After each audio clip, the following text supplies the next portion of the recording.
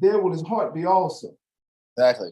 Right? So that means, fine tuning, that really comes down to prioritizing what it is that you're involved in. If you have a lot of things going on, and let me say this too, it's just, and I won't say older as an age, but of course, if the more time you spend in this work, of course you're getting old in age. But you have a lot of brothers, a lot of us that as we get old in age, we don't get older, or I should say, we don't get mature in the spirit. Just because age does not mean, and multitude of years don't mean that you're growing. You have a lot of brothers, a lot of people, man, that sisters as well. For all the time spent in the truth, they have very little growth to show for it. And clearly, the growth I'm not speaking of is material things. I'm speaking of your functionality in the work. What does the camp rely on you for? And let me say this: you say you're being tested, then that's a great thing. And I don't care how severe or how mild you consider the test. Excuse me, or for where you are, where every individual is, that test is adequate for you. If you're going through what could be some serious mountainous type of challenges, man, believe me, that's indicative of what the Most High know what he put in you. That's indicative of purpose. You understand? The more hardships you go through, listen, that'd be the Most High trying to take your attention and draw it all to him. And as young men, that'd be the challenge, because you guys, that's why, let me say this. Who knows? This is going to be a few. First of all, are there any questions? I'm gonna make this point before I take the questions anyway, but are there any questions? Like what you're talking about. Say that again. I like what you're talking about. Brother said, yeah, keep on. That's the question, right? What you talking about, right? Cool. Hey, listen, let me say this. A lot of times the motivation, it don't be clear because you're not studying enough. Now I say motivation because that's what it comes down to, the focus. Who's clear on who, and this is a rhetorical question. I'm not asking this for anyone to answer right now, but I am asking it for you to ask yourself and eventually come to terms and answer the question. Are you clear on why you're here? Brothers and sisters, because this is not the challenges that you're up to. This is not something that can be faked or pretended. And all the cats that be around you and that melt away, you can't pretend this. This is not something you can. Let me say, you can pretend for only so long. This is not a dynamic or a realm in which you can fake it till you make it, like all the little sayings in the world, right? So the issue really is your focus. Do you really know what you're working on? Why are you here? Who's clear on how the Most High builds us? You got to go back and read that book. Brother, the Most High have always chose, and there never wasn't a time when he didn't choose hard work as the platform through which he builds his sons and his daughter. Hard work, man. That's even when you look at, the term or the verse in Proverbs 31 where it talks about the virtuous woman. And we've been checking on you. I know the war have taken you guys clearly through, we all into the definition. So you be checking out virtue. And virtue, literally, virtue is not the quote gift. Virtue is the strength that's measured and that's given to you, like you guys have read already, by being strained, by being stretched, by being extended. And that's why the Most High do it to you as young men and women, because this is when you actually can handle it. And the dynamic, because we're young, I say we're, like putting myself back in them days. If you're not burnt out, if the Most High don't have your body, because your mind ain't mature, the Most High put your body under great physical duress so as to burn your ass out so that you can't go and get into nothing else at the end of the day. That's what be messing brothers up. That's what retards our growth. We got niggas just happen to have some energy at the end of the workday. Right? It was a slow day. Didn't have a lot of clients. Niggas, am I wrong? Right. Can't wait to get out. So, but guess what you're supposed to do on those days? You're supposed to say thank you to the Heavenly Father And how you say thank you to the Heavenly Father is doing just what it says in Wisdom of Solomon 8. You go home and you repose yourself with that wisdom. You go home and you find peace and calm in that book. That's what and listen, and when you develop that process over time, when you're consistent, that's who gets the wisdom. That's who the Most High begin to, and the wisdom basically comes in clarity. You just see things clearer, and so you can execute things clearer. You see things more clearly, so you can focus on what it is that you're here for more effectively.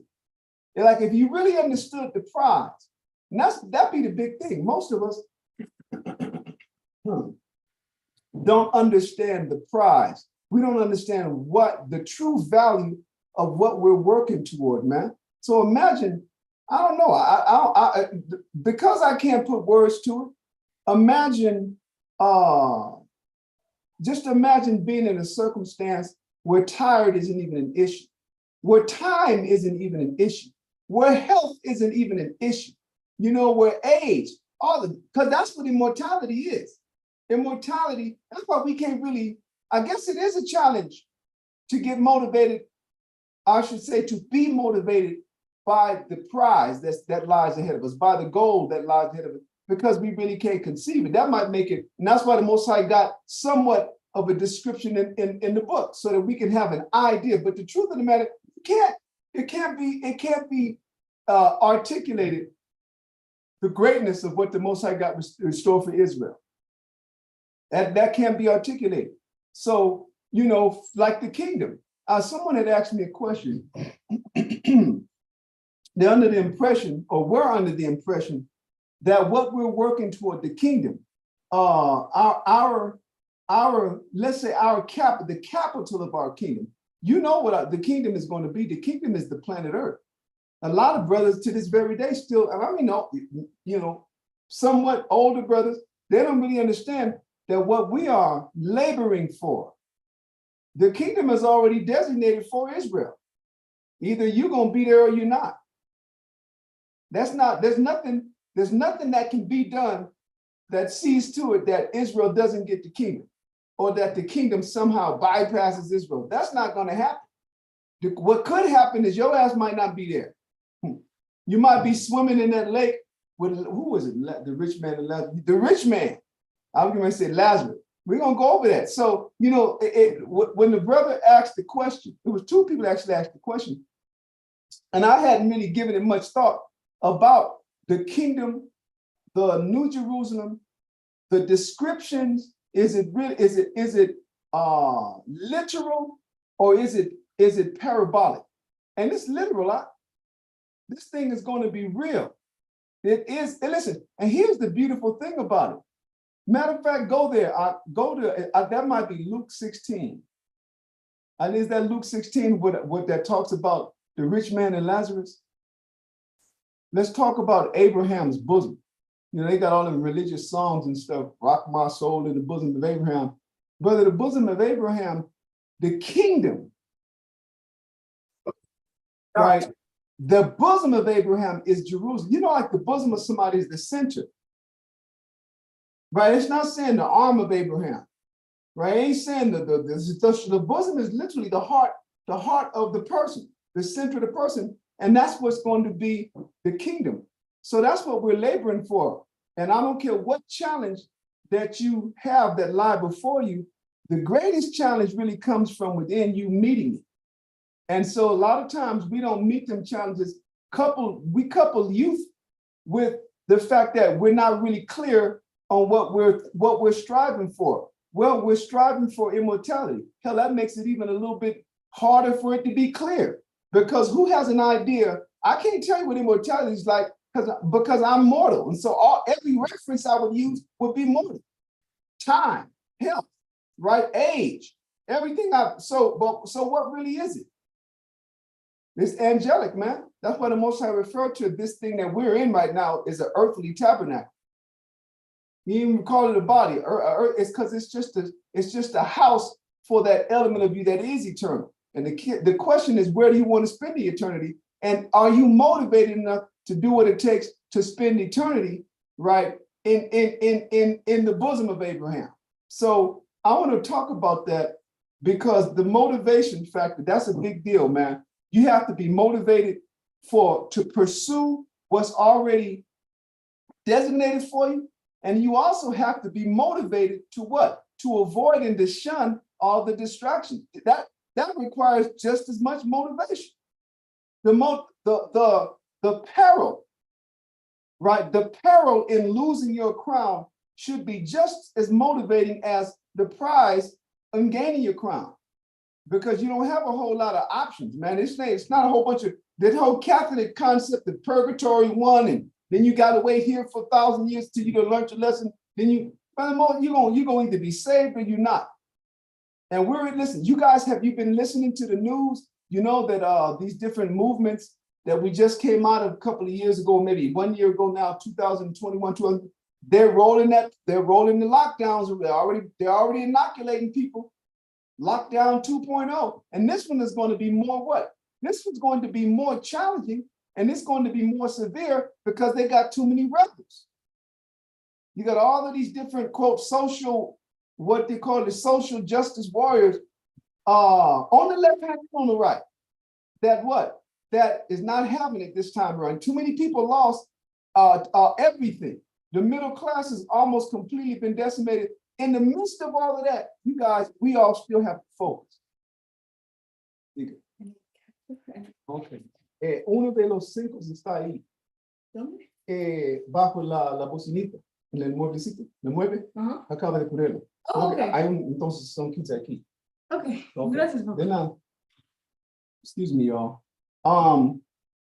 And so the motivation factor, a lot of times, like you said, we don't understand the positive, but the negative, you have to be just as motivated to avoid that. You have to want to not, how can we put it? You have to want to not lose salvation as much as you want salvation. And so, Dawiyad, what verse does that start off with?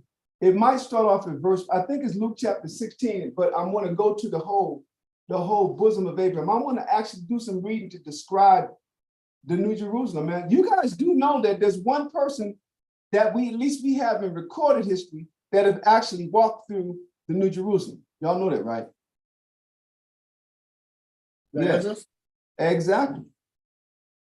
It's the most amazing thing that the Most High had Jerusalem come and talk to Ezra as a woman in mourning. And then after he had to, and we're going to go there afterward as well, because it's really in defining what the bosom of Abraham is.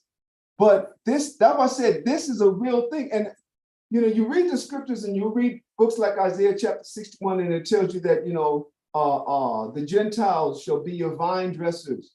And chapter 60, where it talks about the strangers shall serve you and all of that, and they shall rebuild the sons of the aliens are going to rebuild the walls. That's talking about the rest of the world. That's not talking about Jerusalem. Jerusalem is already made.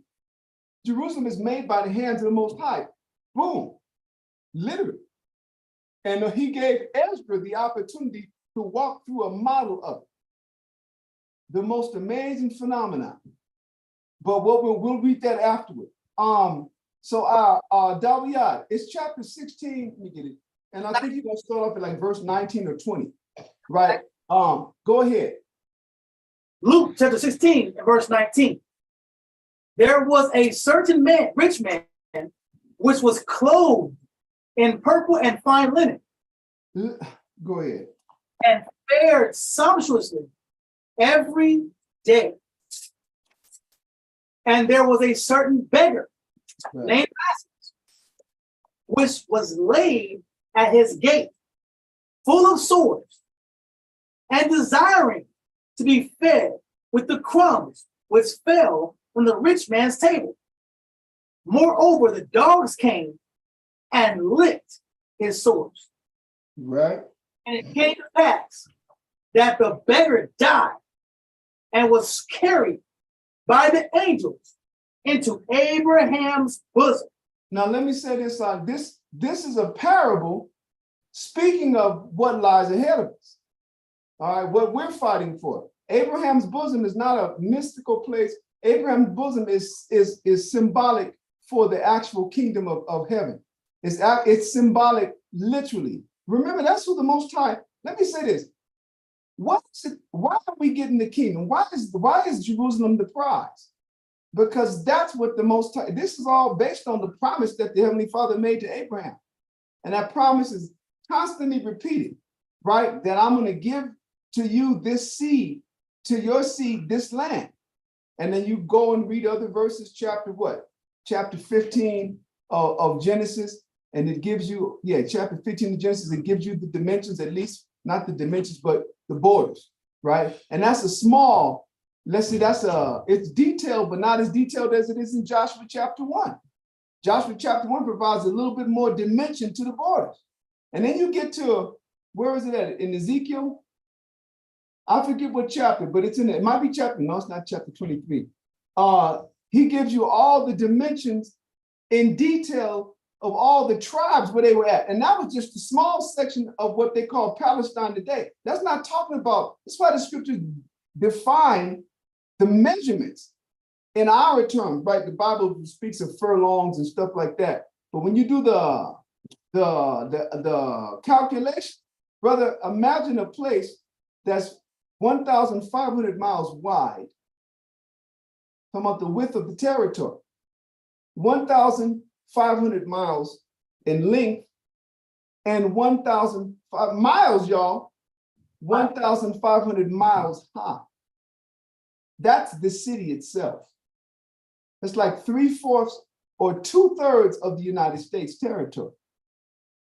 And that is only Jerusalem. Yeah, brother. I have a question. When you say the kingdom was already made and prepared? Yeah, listen, we're going to read it. The kingdom, the cities, just think about the details. It's like any city. Like if you go and look at a map or somewhere, you look at a model city of San Antonio, right? And you're looking from an aerial perspective, and then you're looking from the front of it, right? Entering into the city, you're getting a glance at it, looking at it from there. Every detail of Jerusalem is already made. That's the Most High's heavenly architecture. Just like our bodies are already awaiting us, our heavenly bodies. They're already waiting us as well, like little suits hanging up in the closet, right? In the kingdom. The Most High already knows who's going, what form He gonna put every spirit into. All of that is already made, and that's what we're striving for. That's what this fight is about. That's why people that don't come and give it all, that aren't motivated, can't give it their all, because they don't know what it is. They ain't clear many times what it is they're really fighting for. And so the illusion of the hardship, I say illusion, I don't think that the hardship isn't real. But when you compare it to what our forebears that went through, right? Who's been chased down by a lion and devoured at the roar of a screaming crowd? Because that's what our forebears went through. Women, children, handled it greater than we would today. Y'all see niggas getting chased down the street by cats and pit bulls and stuff. Brother, we were sitting there calling on the Lord, and don't let the event be at nighttime, because you had all of the believers that was tied and tarred to posts and lit on fire so as to provide light for the games for the people that would be suffering on the inside of it. So my motivation is the fact that the Most High has been so much more merciful to us. So far, we don't know what's down the line. So that what happens is we don't really understand the seriousness of, and the greatness more so, of what lies ahead of us. And so we're not motivated. But by the same token, we don't understand the severity of what lies ahead for those that don't make it, for those that walk away, for those that get this gospel, and as the scriptures tell you, bring shame on the blood of Christ behind our evil conduct now that we have been awake. What we're going through is literally nothing. We're the nothings of the Most High refer, we're the dregs. We're the scum, the last part of Israel that the Most High is having grace for. You know, greater men, Brother B, I'll probably win a bet if I bet none of us gonna be of the 144,000. I'll probably win that bet. Shit. Those are great people that come before us that we have no idea. So we're simply not motivated. But this motivates me. So we're reading about this a person that lived rich. Go ahead, I'll keep on going, Daria. What verse did you leave off at? Verse 22. So, brother, we're gonna get to reading to answer that question. Like, is the kingdom made already? The kingdom is built, right? Jerusalem is already built. Go ahead. Says, the rich man also died and was buried. And in Now hell, listen, it's speaking of how the dogs and Lazarus, right, laid his sores. The desire to be filled, the crumbs was filled from the rich man's table. Moreover, the dogs came and licked his sores. It's speaking of just a miserable life. Imagine somebody whose life is miserable. Because that's who Christ can. Remember that. Christ came for the, that's why, people going through all of this prepping and stuff. That's how the only thing that you can do to prep or prepare for what's coming is what you brothers and sisters have been doing. That's what the scriptures, you can all the money in the world, all the gold in the world. The scriptures tell you them people that's going to hide into the heart of the earth, the Most High say he's going to get them there. Those that are trying to get out into space, he said he's going to get them there. Right? And though they hide themselves in the bottom of the sea, what did he say? There shall I command the serpent to bite them. You can't escape from what's coming. The only escape is the word of the Heavenly Father and being able to say, yes, I served the people who mean the most to you. That's Matthew 25. Christ's gonna ask, he gonna admit people in, he gonna not allow others in, and those that are admitted in, what does he tell you? He said they're gonna say, Lord, when did we see you a stranger, right, and let you in? When did we see you hungry? When was it? I don't recall seeing you thirsty and giving you something. He said, when you did this to the least of these, my brethren. Who are the least? Because Christ got some brothers in our time. His brothers are his people. So you have those among us now that are great. They have no need. They suffer nothing, right? They serve Esau in the capacity that actually is adverse to the rest of the nation. And the scriptures say, woe to you that do laugh now, for ye shall mourn. So this, the least of them, that's what he said. So this person, Lazarus, represent that. He represents the demographic of Israel that's in misery. And the rich man is an Israelite as well. This ain't talking about Esau or no other nation. This is Christ creating parables around what? Around us and our acceptance or rejecting of him, or our service to one another, or our neglect to one another. This whole book is about us. Then you get certain scriptures and certain chapters and verses and breakdowns that tell you the other nations and how they relate, right? Where they are found and what their purpose is in the will of the Heavenly Father. But the book is not about them. This is about us. So this is about strong and rich people that's not serving the Heavenly Father, and people that's in misery serving the Most High. But the brunt of that hell they're living. Go ahead, read on down, huh? it says, and the rich man also died and was buried. And in hell, he lift up his eyes. I remember, man, I had brothers that was teaching me that the parable is a parable, but the parable is speaking of true phenomena. There is a place where there's going to be people's souls burning, huh? And the scriptures tell you that over and over. You ain't got to get it. The scriptures tell you that over and over. Talks about, they know those that had the liberty, and when they had liberty to come to the truth and come and honor the Most High's laws, it says they despised it. It says the same must know it by pain after death.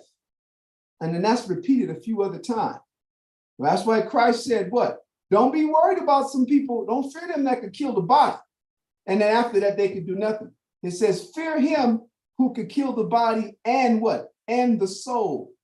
That's real. So it is a parable, but the parable reflects what truly exists. Go ahead, I'll continue to read.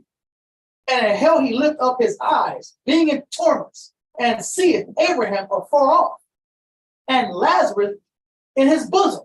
And he cried and said, Father, Abraham, have mercy on him, and send Lazarus, that he may dip the tip of his finger in water and cool my tongue, for I am tormented in this flame.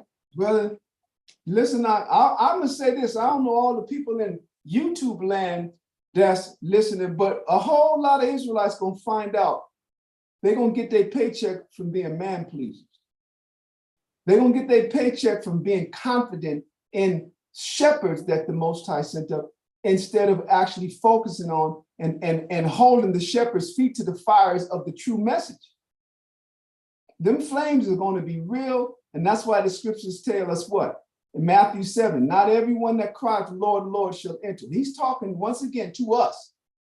He ain't talking to Esau. He's talking, Esau already ain't getting in. The hell is people tripping off of? You know, this ain't talking, no, no, this is all about us. You're going to have the Israelites saying, Lord, but we was out there feeding the poor. We was out there, prophesying your name.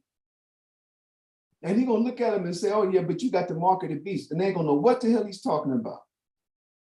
This is going to be horrible, brother. I'm scared to death. I'm not going to lie. So this represents that, right? He's looking over and now he's regretful. All this is showing you is what? Regret. Regret for the life that he lived. Imagine that young man that came to Christ in another chapter and said, listen, what must I do to gain eternal life? They went through their conversation. Christ had to check them. Don't be calling me good, the whole nine. And Christ said, listen, just, keep the commandments. And the dude himself knew, there was some lacking. He said, well, I didn't did all of this for my youth up. He asked the question, what lacketh I yet? That means he knew for what's being offered, what? There needs to be something more to it. And Christ said, sell all that you have, give it to the poor. That means take the proceeds and give it to the poor. And you come and teach the kingdom with me. And it says the person left and wept because he had much riches. And that's the thing that you got to ask yourself, because you ain't got riches, but is there something that you're holding on to that won't give you the focus, that won't allow you to focus? Is there something that's standing between you, the kingdom and you being a true living sacrifice? Because that's what a living sacrifice means. It's as though what? You were dead, but you get to live. And the sacrifice isn't that you serve entirely what? Your existence is about serving the purpose of another. And that other is the Most High. And he to what? In Christ. And they turn our attention to all of the people who the Most High bring to himself in these scriptures. Are you living for each other? Are you living for you? Or are you walking? Are you doing what Christ said? Are you lukewarm? Because that's what makes it hard for you. That's what makes it challenging. There's something inside you that you still need you. You still got something that you want to cater to you about. And that's going to be your downfall. That's why the scripture said, little leaven, leaveneth the whole lump. That little thing is going to grow. You have to have given up your life for this. And some people, listen, it's a myriad of things. Some people just want solitude time. But that person that really needs that time to themselves, that's exactly what the Most High don't want that person to have. That's how that person who's all into that time, that personal time, that's how they become the living sacrifice. Your time belongs to everybody else and not you. And then we all have those things that make us us, right? Every person in that thing inside you, that element inside you, that's keeping you from going all the way in. And then you're gonna look up and you're gonna be an older man and have regrets, like this dude in hell. That's why I said, man, if you could just have mercy, just get Lazarus to dip the tip of his finger in some water. That's just talking about the extreme suffering, brother, the unimaginable, right? The true, you can't articulate the level of suffering. Y'all went through or are you still in it, like a heat wave, right? Yeah. I'm talking about mad ass heat, right? Yeah. And that's just on Earth. Imagine it being like that right now still. Imagine that there is no winter. There's no spring. There's no rainy season coming. We couldn't handle that on Earth. The Earth couldn't handle that on Earth. All the plants would be parched. The reservoirs, the water, everything will be gone. And that's just normal climate. Imagine how it's going to be in that place where the fire is spiritual, where the fire is a creation of the Most High, designed for burning souls. Go ahead, I'll keep on reading. Verse 25. But Abraham said, son, remember that thou in thy lifetime received thy good things, and likewise Lazarus evil things. But now he is comforted, and thou art tormented. So you know what this shows me for myself? Embrace the torment now. Because that's what we spend much of the time doing, is running from the inconvenience, right? Complaining about the late hours, complaining about being all tired. You're a young ass man. You're supposed to be tired. Like, you guys know what you would do if you ain't tired. You got to be burnt the hell out, feet hurting, not sure if you even be able to do it tomorrow. So to make sure you stay, you stay, only thing you can do is read. That's the truth. That's how tired, that's how worn out you listen. And we would do that, be that worn out, and get home and guess what? Boom, we be in that book, talking script. Back in the day, brothers, everybody was we was eager to cut each other up. So we was all of our conversation was really in, your dominance of the scriptures, dominance of the breakdown, dominance in topics that weren't really clear and made clear by the elders yet. When all of us young dudes was trying our stab at it, which we didn't know either. But what? But the conversation was where the Lord wanted it. And that's why the scripture said what? The Lord says, how does it go? It's Ecclesiastes 11:20 or 11:22, where it says, wax old in thy work. Wax old in thy covenant and be conversant therein. Something like that, right? But it's talking about, that's when it says be conversant, this is where our minds are supposed to be. This is where our conversation is supposed to be. So how do we, because that's what helps us to embrace and endure. The torment for us isn't even torment. Let's be real. The only thing that be tormenting is our desire. We don't get to have it like it puts under duress our carnal desire, because we can't satiate them damn desires that we have. That's what we need. Because remember, the other guy had it comfortable, had it convenient. Imagine what it is to never have to ask or never have to wait for something that you want. That's what it's like. I imagine. All I can do is imagine. Now, I imagine that's what it's like to be rich. Where the things that you want, boom, there they are. Your son ain't got to work for his car. It's part of your ego that your son have a nice car. You don't want your son looking like or your daughter looking like no little scrubs. They're your children. So what happened? We were spoiled them. That's the reality of it. Because that's what? Because we're carnal, but we're fathers and mothers nevertheless, and we want the best. But then guess what we would do? In our emotional attachment to our children, guess what we would do? We would ruin them. Because our love, the expression of our love would be emotionally based. The Heavenly Father, his love for us is purpose-based. He treats us by a love that's based on the purpose for which he has created us. And so with that understanding, we have to go through something so that we could be, number one, worthy of what he has reserved. Imagine how many years you got to go through to become an actual surgeon, brain surgeon, or any specialist, right?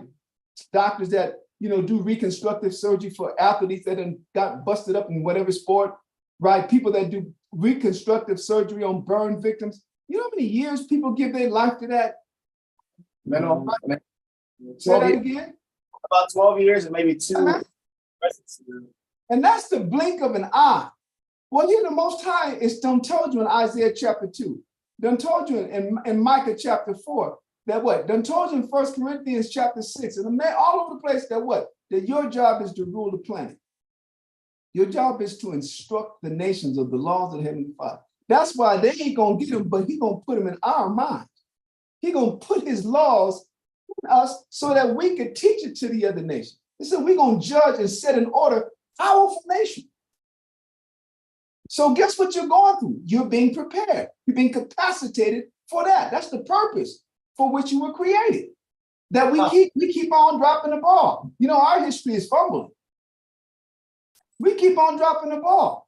Adam dropped the ball. Solomon dropped the ball. Right? Everybody, with the exception of Josiah after David. Let's see, Josiah, Solomon, David, Josiah, and Asa. One. There's 3 is, you read chapter 49 in the Apocrypha, Ecclesiastes, and the Most High was only pleased with 3 kings. And that's out of both kingdoms.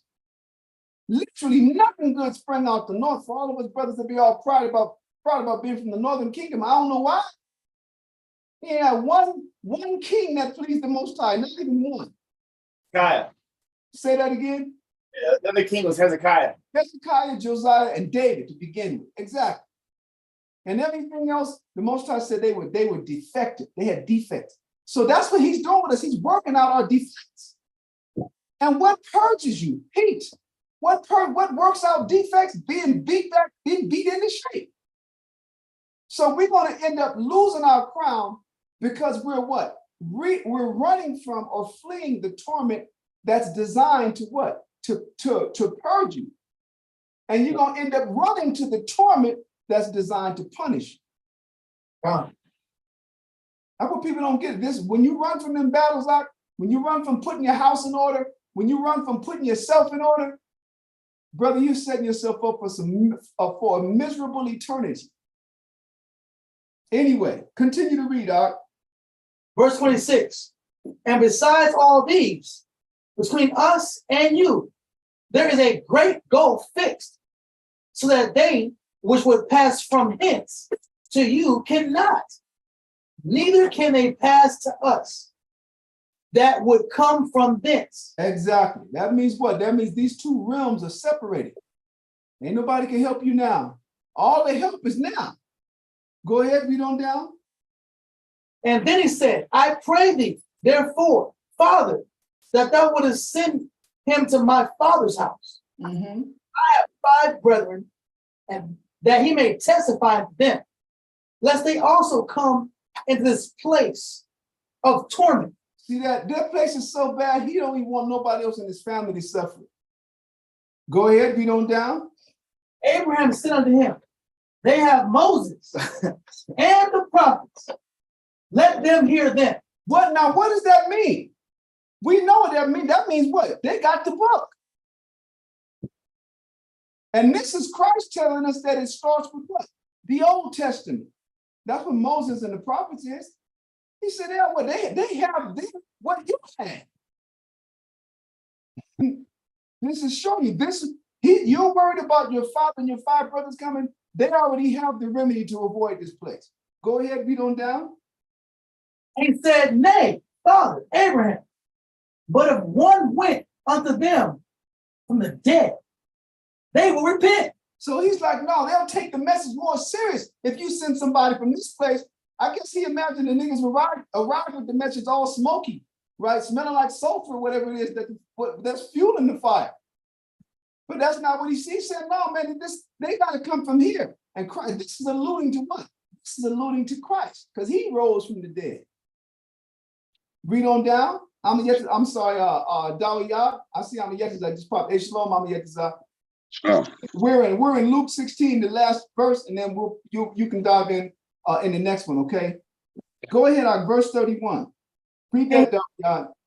And he said unto him, if they hear not Moses and the prophets, neither will they be persuaded, though one rose from the dead. So, he's alluding to himself. Wow, that's crazy. Isn't that, I'm showing you that if people you got all these Christians and these different people that believe Christ that don't believe in the New Testament. Wow.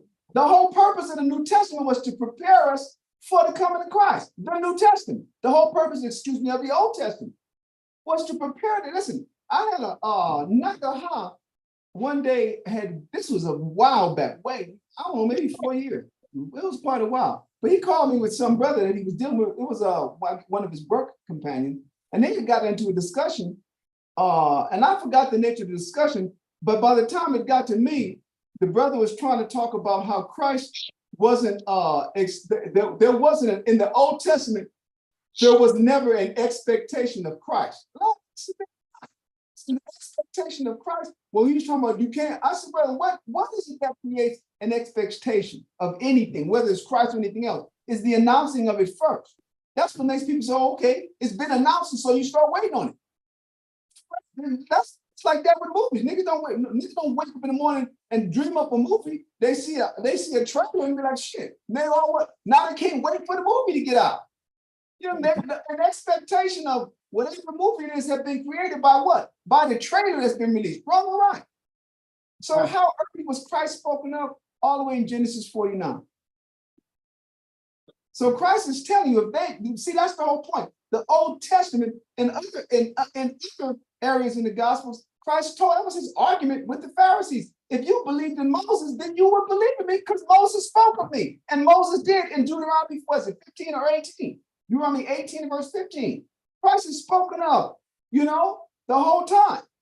The Genesis chapter 49, where it says that the scepter shall not depart from Judah, nor lawgiver from between his feet until Shiloh come, and unto him shall the gathering of the people be, binding his fold to the coat, and his vine to the coat. Guess who repeats that? Because that's taught that Jacob prophesied about Christ's last entrance into Jerusalem. That's what that verse is about. But Zechariah did the same thing. That's how you know Jacob was talking about Yahweh Shai. So the whole Old Testament is preparing us for the coming of Christ. The entire Old Testament. There's one book in it that doesn't. Okay, let's talk about it. Genesis. We're prepared for it in chapter 49, with Jacob saying the scepter shall not depart from Judah, right? Exodus, he rolled with us. He popped up in Exodus chapter 12 in the form of a cloud. The scriptures tell us that was him in 1 Corinthians chapter 10. Leviticus, he manifested himself and sat over that tabernacle where he would come down. That's the Most High. And in John chapter 6, Christ tells you it wasn't the Most High. He said, no man have seen the Father face to face but the Son. That was him because he is the image, the glory of the Most High. So every time you read the scripture and it says, in the glory of the tabernacle, that was Yahweh Shai, because he's the glory of the Lord. There wasn't a time when he wasn't with us. He's always been with us. Right? And so 40 years, that was him the whole time, dropping food from the sky so these rebellious people could eat. And that last Passover we had after the 40 years, who popped up on the other side of Jordan with his sword drawn?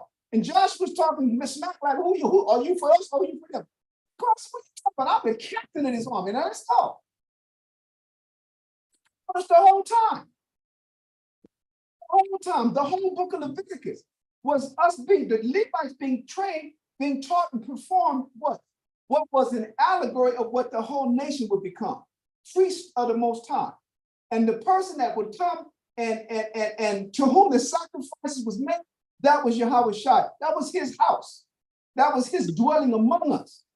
And that's why you read Daniel chapter 8, it talks about what the Greeks would come and do to the sanctuary. It says that Antiochus Epiphanes would even come up against the prince of the sacrifice. That's talking about Yahweh Shai. There wasn't a time when he wasn't there. That's the most amazing thing. Ecclesiastes chapter 24 tells us that he abode in that tabernacle until the building of the temple. And that was his residence among us. So this right here is letting us know, man, you know, if you don't believe the Old Testament, then you ain't gonna believe me. Because why? In verse Moses says, Christ says, because the Old Testament, Moses spoke of me and all the prophets. And our people been asleep the whole time. Okay, read on down. No, we're done. That was the last verse. So listen, bosom of Abraham. Let's talk about. I think we're breaking down the description of the city of the New Jerusalem and how it's already made, man. And I'm going over this because I'm just addressing ways to motivate yourself to focus. And everybody, maybe not all of us, but y'all have to, in some way, we've all had something that meant so much to us that we knew how to what? That we knew how to focus on getting that thing. It might have been a car. Hell, it might have been a damn, y'all see how crackheads are resourceful.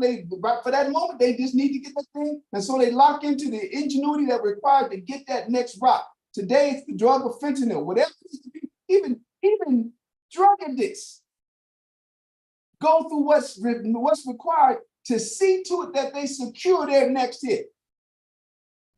That just happens to be their thing. An alcoholic the same. A man that's chasing women, he do the same thing.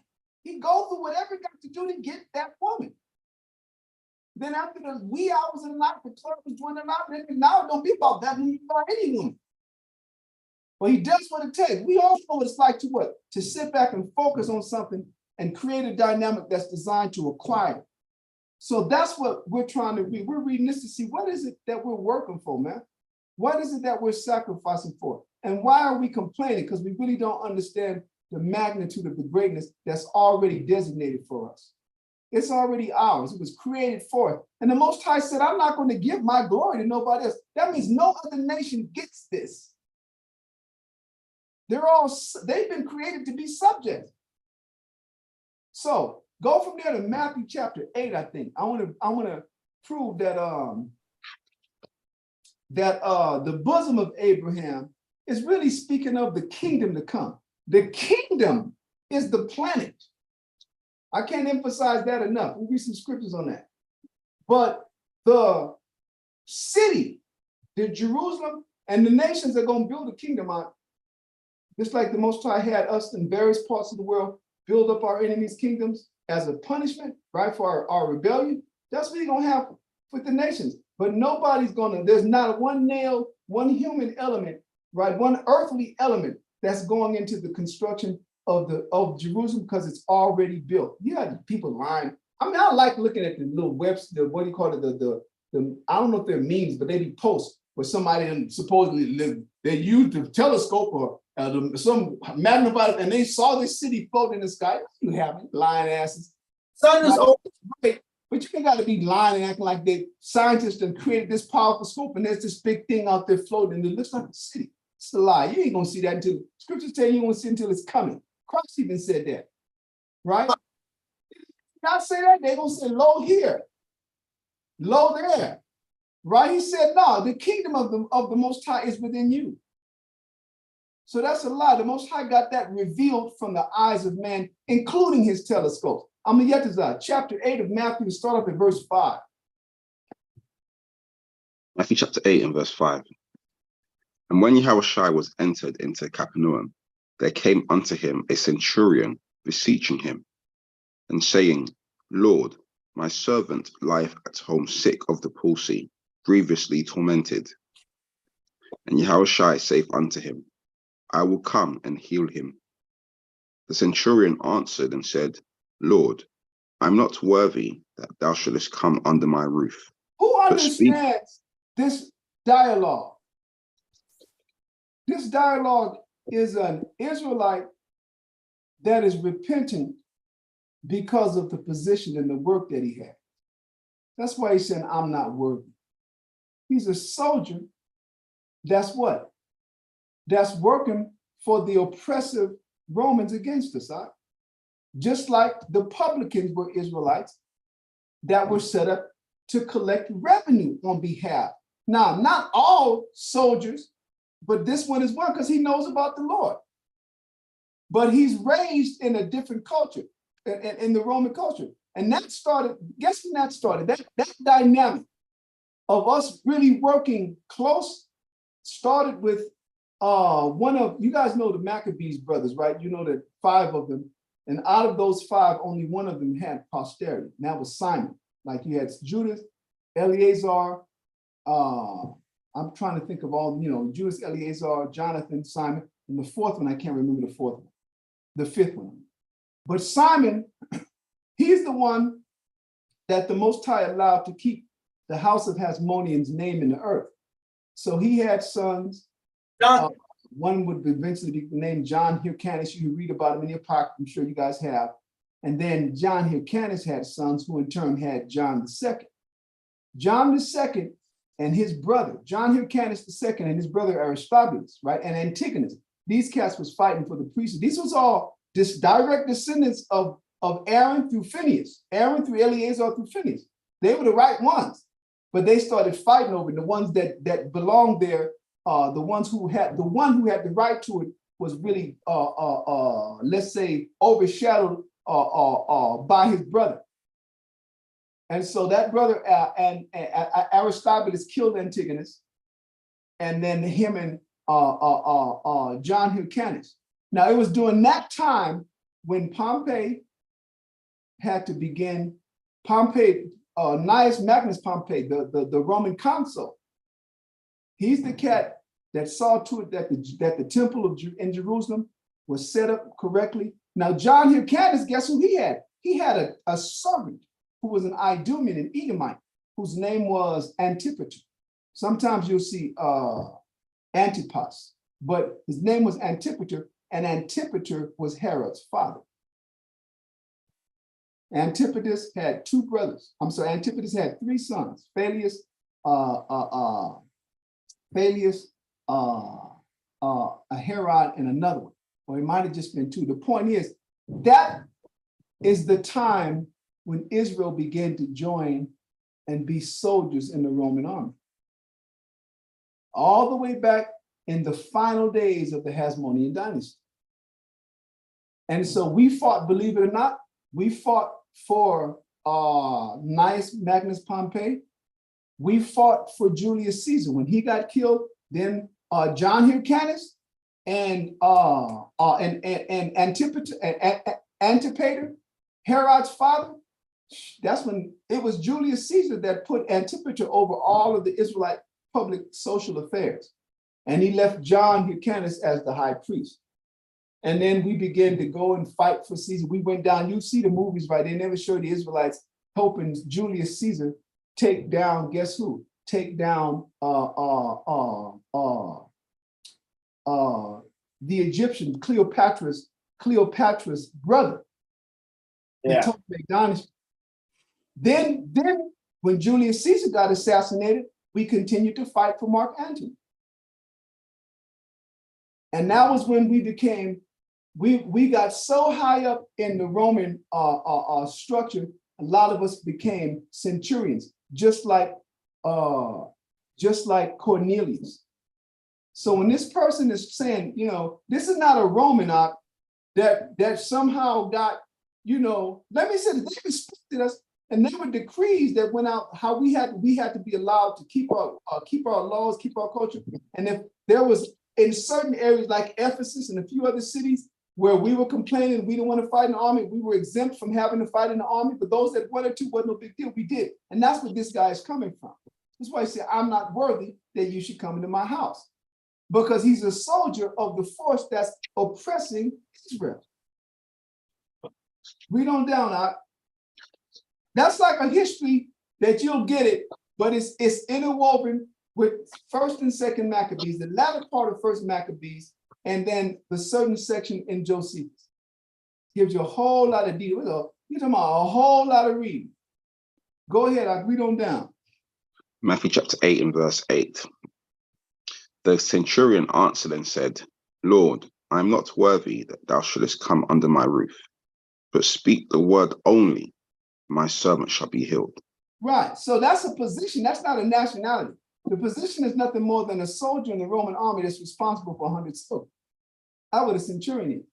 And we got the same thing today. There's a black guy named Lloyd Austin. Is he the chairman, joint chairman, chief, or is he the Secretary of Defense? I think Milley is the chairman of the Joint Chiefs of Staff, but General Milley is, I think, the Secretary of State. Lloyd Austin is the Secretary of State. The point is, at one point, he was what? Secretary of Defense. At one point, that means, find out who Lloyd Austin is. You looking that up, Elisha? I'm teleporting myself back to my Monday nights. That's just how you hear me, right? Mm. While he's looking at that, continue to read. Okay. You want me to read that? You got no, I just want to know what Lloyd Austin is. Yeah, he's a retired, he's a Judite, but a retired. No, but I'm saying, what position does he hold? He's the Secretary of Defense. Okay, so that's the highest military official. This person that we're reading about is what? In the Roman army, he was only responsible or had authority over 100 soldiers. Whereas Lloyd Austin is literally over all of the armed forces of the United States of America, and he's an Israelite. But he answers only to who? He answered only to the dementia-riddled president, commander-in-chief of the United States, Joe Biden. And so these are the positions that we've been working our way into in the old days, in the ancient time. Continue, I read on down. Matthew chapter 8 and verse 9. For I am a man under authority, having soldiers under me. And I say to this man, go, and he goeth, Mhm, and to another, come, and he cometh, mhm. and to my servant, do this, and he doeth it. When Yahushua heard it, he marveled, and said to them that followed, verily I say unto you, I have not found so great faith, no, not in Israel. Now, why is he saying that? Because the Israelites, born and raised in the heart of Jerusalem and in our civilization, who had the prophecies about his coming, didn't believe in it. Whereas an Israelite born abroad and completely what? Clearly assimilated into the Roman culture, have the faith. Read on down now. Now I'm going to show you what he's getting ready to tell Israel. Go ahead. Verse 11, and I say unto you, that many shall come from the east and west, and shall sit down with Abraham and Isaac and Jacob in the kingdom of heaven. So that's Abraham's bosom, the kingdom of heaven. But why does he say, read verse 12? Verse 12, for the children of the kingdom shall be cast out into outer darkness. There shall be weeping and gnashing of teeth. So what is he telling us? He's letting us know, and I'm going to show you that in what? It's in Isaiah chapter 43. When he said many shall come from the east and the west, he's not talking about foreigners. He's talking about you people here that are born and raised in your civilization. You're going to be cast out. And Israelites from all over the world are going to come. And I'm going to prove that to you. Go to Isaiah 40, I said 47 or 43. 43. Go to Isaiah 43. When he's referring to the east and the west, the Most High is telling you where he's going to call us from. It's Isaiah 43, verses 1, maybe through 7. That's about the time when he starts telling you from where he's going to start gathering Israel. So that's what took place. Now, what is he talking about? Look at the history that took place. The Most High had everybody in Jerusalem, what? That didn't flee was slaughtered. Our final Passover of 70 AD. And everybody that survived was scattered to the winds. The descendants of these people that survived, where are we now? We're all over the world, especially when you deal with the kingdom of Judah. Because the kingdom of Judah, that those that survived, that fled into the continent of Africa, and over 1,400 years established various civilizations there, they literally were sold in the transatlantic slave trade that took us west, in the Sahara and Red Sea slave trade that took us north and northeast, in the Indian Ocean slave trade that took us directly east. We were sold, the kingdom of Judah was sold out in all directions out of that continent, and then was still kept there as slaves by the indigenous inhabitants of that land. That's why Esau be telling you, black people sold themselves, because they just take all these black people and just dump them up into one group. Black people sold black people. Well, good thing white folks are killing white folks now in Ukraine. So I guess that's how it works. Right? I guess that must be how it works these days. The point is that that's what this verse is talking about. That the descendants of all of those that were scattered, read it on the Isaiah chapter 43 and verses 1 through 7. Isaiah 43 verse 1. But now thus saith the Lord that created thee, O Jacob, and he that formed thee, O Israel. Fear not, for I have redeemed thee. I have called thee by thy name. Thou art mine. When thou passest through the waters, I will be with thee, and through the rivers, they shall not overflow thee. Go ahead. When thou walkest through the fire, thou shalt not be burned, neither shall the flame kindle upon thee. For I am the Lord thy power, the Holy One of Israel thy Saviour.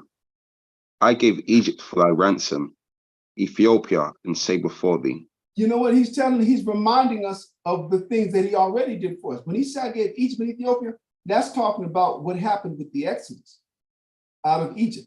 And people don't know that because of Moses' works, Ethiopia became the southern wing of Egypt's empire. And so everything that happened in Egypt happened in Ethiopia as well. Death of the, because why? Because that was it was a part of Egyptian's kingdom now. It was part of Egypt's kingdom. So he's saying, I already killed people for you. I already gave blood for you so that you can live. Go ahead, read on down. Isaiah 43, verse 4. Since thou wast precious in my sight, thou hast been honorable, and I've loved thee. Therefore will I give men for thee. So and he's people for thy life. saying, listen, he's going to do the same thing. The first one, he's referring to what's already been done. Now he said, I'm still going to give men for you. Go ahead. Verse 5. Fear not, for I am with thee. I will bring thy seed from the east and gather thee from the west. Right now, this is what he's talking about. This is what he's talking about in Matthew chapter 8 and verses 11 and 12. He's saying, you people here are going to be destroyed, but I'm going to take your descendants in. Why? Because our descendants would have been scattered. But you'll get the Christians or people that don't understand. Because why? Because they don't think the Old Testament have anything to do with it now. Missing out. Exactly. They're not getting the understanding. So he's saying, listen, man, many people, this person that didn't even grow up, this centurion, he got faith that you people here don't have. And because of that, you guys are not going to make it. But what? But your descendants that would have been scattered, they will. He's not just calling random people from the east and west. Yeah, brother. When you say our descendants have been scattered, were you talking about also the people in Masada? Is that why you brought that up? No, well, let me say this. The people in Masada all died. They all died at their own hand. So I'm speaking of, when you deal with Masada, right, one of the last redoubts, one of the last holdouts, nobody made it out of there. The Israelites performed, they're still trying to, the argument is, did one person or two or three people go and kill everybody, or did everybody just do a mass suicide? But when the Romans finally created the engines that got there, everybody was dead. The descendants are from the ones who were scattered.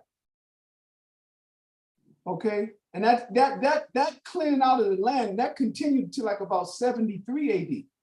70 AD is this when Jerusalem, the center of the civilization, got completely annihilated. Go ahead, Amayetazar.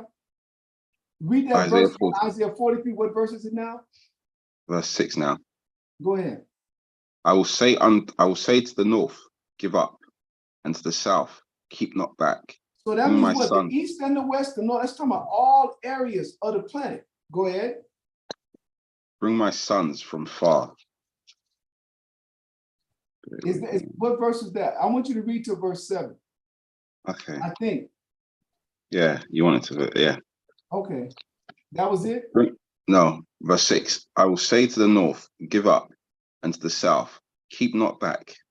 Bring my sons from far, and my daughters from the ends of the earth. Right. Even everyone that is called by my name. See, what is that saying? That goes back with what we read. The east and the west, he's talking about all of those that are called by his name. And the Most High, he only have his name on Israel. Period, point blank. Right? We're even called Gentiles that are called by his name because we're the descendants of the Israelites who've been scattered all over the world, and now we live like the inhabitants among whom we're scattered.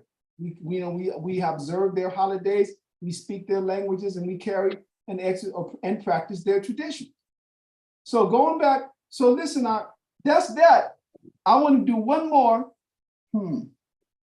I want to read, go back to Matthew 5 and finish that up with verse 13, I think. You left off with Christ calling people's attention to the faith of the centurion. And so Matthew 8 and 13 is the last verse there. Matthew 8 and verse 13. And Yahushua said unto the centurion, go thy way, and as thou hast believed, so be it done unto thee. And his servant was healed in the selfsame hour. That's amazing, brother. All Christ, and he knew that. That's why Christ said, wow, he got faith. He said, I know all you got to do is speak. Now, how would he know that? He would act like the gospel was already spread to Rome. That's what it is, not the whole point. Christ is doing the gospels right now. How the hell the Romans going to have it already? The Israelites ain't even got it yet. He's doing his ministry. So people be reading this, they don't understand our history and all of the intersections, the cultural intersections that take place in our history. I say cultural intersections, all the things that we did and became and produced in Babylon, where we was left hand to the max. We began to pervert the doctrine of the Most High with Eastern cultures when we were in Babylon. Then when Persia came, that was always the thing as well. What is that? I don't know if it's second Esdras or first Esdras. I think first Esdras, I think it's second Esdras chapter 1. We already start going off in Persia. Literally. Following all, we're talking about during the time of Cyrus, from Cyrus to Darius, or from Cyrus to Xerxes. Everybody wasn't loyal. No. Everybody wasn't loyal. Remember, everybody didn't even go back from Babylon. The ones that didn't go back, they were obliged by Cyrus, then you got to contribute. And Cyrus gave us back the treasures that Nebuchadnezzar had taken. And then when the Greeks came, well, you already see what happened with the Greeks. Our people sided with the Greeks. And then we did the same thing with the Romans. Okay, so go from there, man, to Luke chapter 13.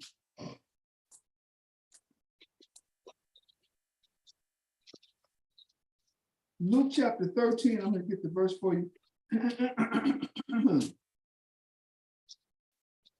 And start off at verse, where am I at? Oh, that's Mark. Matthew, Mark, Luke. Luke chapter 13.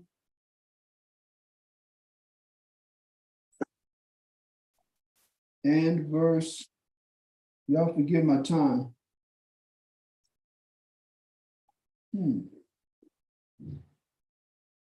Is that verse? Okay, start Luke chapter 12. I'm sorry, chapter 13, and start off at verse. Let me see. Yeah, start off at verse 23 and read on down to about 30. But I want, but my target verse is actually verse 27 and 28. Luke chapter 13, verse 23. Then said one unto him, Lord, are there few that be saved? And he said unto them, strive to enter in at the strait gate. For many, I say unto you, will seek to enter in and shall not be able. Now listen, this is what we're talking about tonight. Not everybody that's in this work is going to make it out. And the scriptures tell you that in 2 Esdras 16. The Most High tells you that the time is going to come when he's going to have a multitude of people seeking to get those that keep the commandments. That's us. It says they're going to be like madmen, sparing nobody, casting people out of their homes and spoiling their goods. And then it says, then shall it be known whom are my chosen. That's scary because the Most High ain't going to even let us know if we're in it until the time comes. You're going to have a whole lot of Israelite groups out, whole lot of Israelite individuals whose heart ain't been right, who's been led astray. Don't get me wrong. The Most High going to deal with the people who led the ones astray, but the people who were led astray, they account for their own actions as well. That's why Jeremiah said, cursed be the man that trusteth in man and maketh flesh his arm. You run around there trusting in some general or some bishop or some high priest. You better trust in that book. Go ahead, I'll read on down. 25. When once the matter of the house is risen up and have shut to the door, and you begin to stand without and to knock at the door, saying, Lord, Lord, open unto us. And he shall answer and say unto you, I know you not whence ye are. Where are you? Who are you? Go ahead. 26. Then shall ye begin to say, we have eaten and drunk in thy presence, and thou hast taught in our streets. But he will say, I tell you, I know you not whence ye are. Depart from me, all ye workers of iniquity. There shall be weeping and gnashing of teeth, when you shall see Abraham and Isaac and Jacob and all the prophets in the kingdom of the Most High, and you yourselves thrust out. So that's showing you people are going to be seated. You remember, judgment is going to be such that we are going to be either accepted or rejected. And so this Abraham's bosom that we read in Luke 16, Matthew chapter 5, the kingdom, get people being gathered from the east and the west. Here is speaking of, this is talking about Jerusalem. That's the heart of the kingdom. And that's what the Most High have waiting for us. One more thing before we read Ezra. Go to Hebrews. We're going to read a little bit about, I guess, Abraham. Abraham understood it. He understood that he wasn't working for and hadn't been really promised a what? A simple earthly kingdom. Huh? So it's Hebrews chapter, it's the chapter of faith. So that's chapter 11. Hebrews chapter 11 and start off at verse 8. Hebrews chapter 11 and verse 8. By faith, Abraham, when he was called to go out into a place which he should after receive for an inheritance, obeyed. And he went out, not knowing whither he went. Now listen to this. So we know that's what? That's Genesis chapter 12. Go ahead. The Most High told him leave. And the Most High had already been in his ear from the time that he was in Mesopotamia. From the time that he was in the land of Ur, the Most High had already, where did I read that at? I asked in Josephus. The Most High had already been showing him that. And so he abode with his father, and they all got thrust out. They got ran out because of Abraham's preaching. Then Abraham went with his father to Terah, and the Most High didn't call Abraham again until what? Until his father died. And then he headed south. The Most High said, leave. And he didn't know where he was going, but he left. Go ahead, read on down. Verse 9. By faith, he sojourned in the land of promise, as in a strange country, dwelling in tabernacles with Isaac and Jacob, the heirs with him, the same promise. Go ahead. So he looked for a city which had foundations, whose builder and maker is the Most High. Now, what does that mean? Listen to that. It says he looked for a city which hath foundations, whose builder and maker is the Most High. So when we be reading not Genesis, Revelations 21, and it gives you the, well, how the hell can it be made by hands of man? And you describing that it's coming from the heavens. But people think that that really is a parable, or that is symbolic, but it's not. Joe, read on down. You can read all of what I say. 16. Go ahead. Verse 11. Through faith also, Sarah herself received strength to conceive seed, and was delivered of a child when she was past age, because she judged him faithful who had promised. Imagine that, a woman having a baby at 90 years old. Adam, do you know type of no man can say what type of duress that puts on a young woman's body. So you can only imagine the type of duress that it puts on a 90-year-old woman. Go ahead and go down. That's miraculous. Listen, let's say she had the baby. That she survived is the miracle as much as they're having the baby. That she survived it. Hell, Rachel didn't. Rachel didn't survive Benjamin, man. Read on down, huh? Verse 12. Therefore sprang there even of one, and him as good as dead. It's talking about Isaac and him as good as dead, because it's alluding to how the Most High tempted Abraham, right, to sacrifice. And Isaac is good as dead. Go ahead. Verse 12. Therefore sprang there even of one, and him as good as dead, so many as the stars of the sky in multitude, and as the sand which is by the seashore innumerable. These all died in faith, not having received the promises, but having seen them afar off. Now that's how we have to be, man.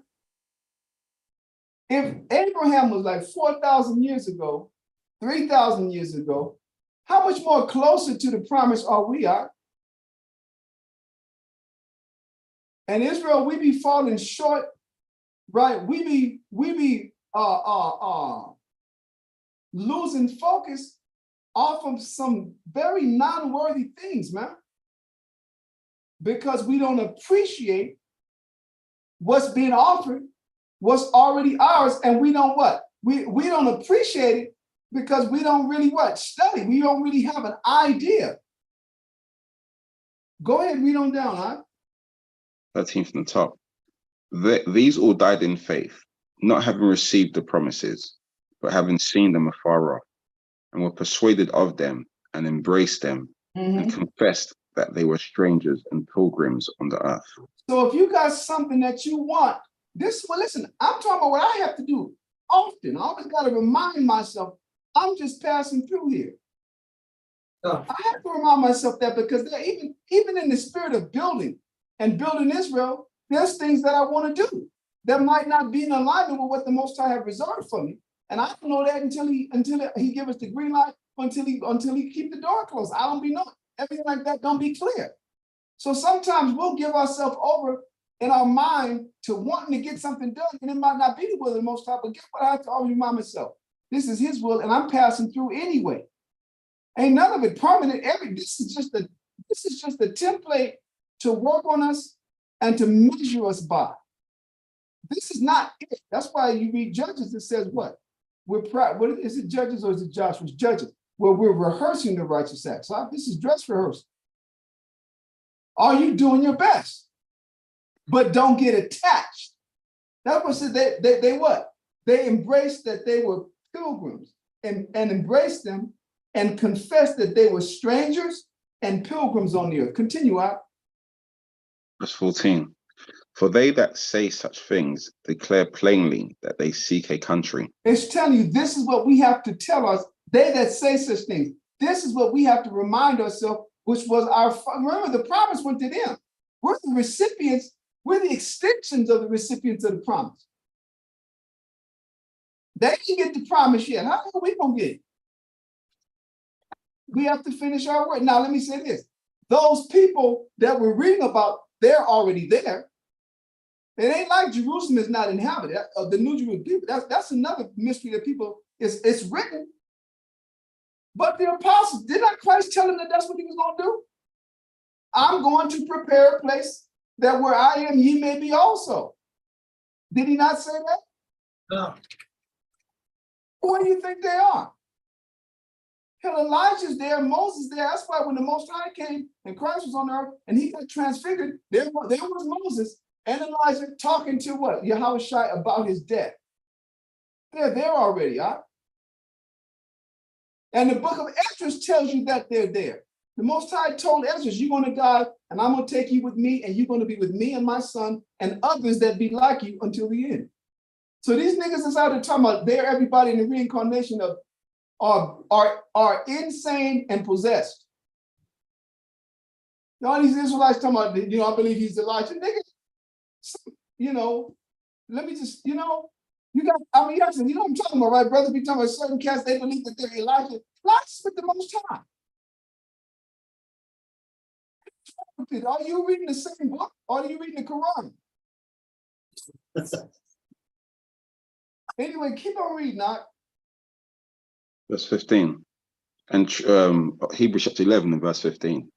And truly, if they had been mindful of that country from whence they came out. That means if that country really meant a lot to them, go ahead.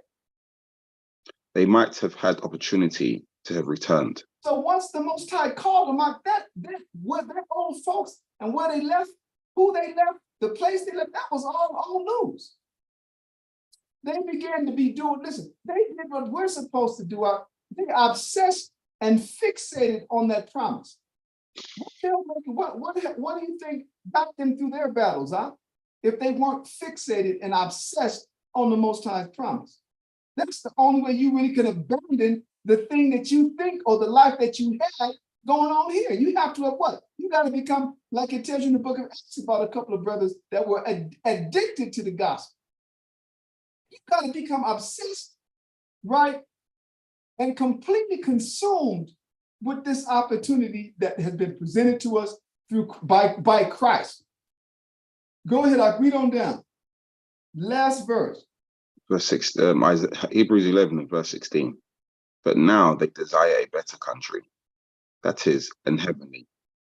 Wherefore the Most High is not ashamed to be called their power, for he hath prepared for them a city. He have did what? He hath prepared for them a city. So that city is already built up. Now let's go to second Esdras. The account is in, it's actually, you're going to find it between two chapters. It's going to be in second Esdras chapter 9. It finishes up in chapter 10, but it starts off in chapter 9. So let's go to second Esdras chapter 9. Let me see. Chapter 9. I'll get there and let you know what verse. It's gonna be like 20 something. Before you read that real quick, go to second Esdras chapter 2. Let me see. I say chapter 2. Going to see, okay. Yeah, listen, go to second Esdras first chapter 2, and I want you to read verses 10 through 13 real quick, and then we'll go to second Esdras chapter 9. Second Ezra chapter 2, verse 10. Thus saith the Lord unto Esdras, tell my people that I will give them the kingdom of Jerusalem, which I would have given unto Israel. Now, who is the Most High's people but Israel? So that'd be blowing people, that kind of confuses. He's saying, I would have given it to them, but he's talking to us from captivity now. So he's punishing us, and he's still promising us the kingdom. That's what he's doing. You read second Esdras chapter, starting at chapter 1, and you'll find out that we're in captivity still, right? We're in the time of Artaxerxes, the Persian, and we're doing chapter 1 tells you about how we're slipping into all the evil, and the Most High reprimands us. And then by the time he gets to chapter 2, he's telling us, I would have given you the kingdom. That's what he's saying. But what? He's still promising it to us. Go ahead, meaning I'm going to give you the kingdom that I've been trying to give to you. Continue. Verse 11. Their glory also will I take unto me, and give these the everlasting tabernacles, which I had prepared for them. The everlasting tabernacles that he had prepared for us are our bodies. Huh? The futuristic, like spiritual bodies, right?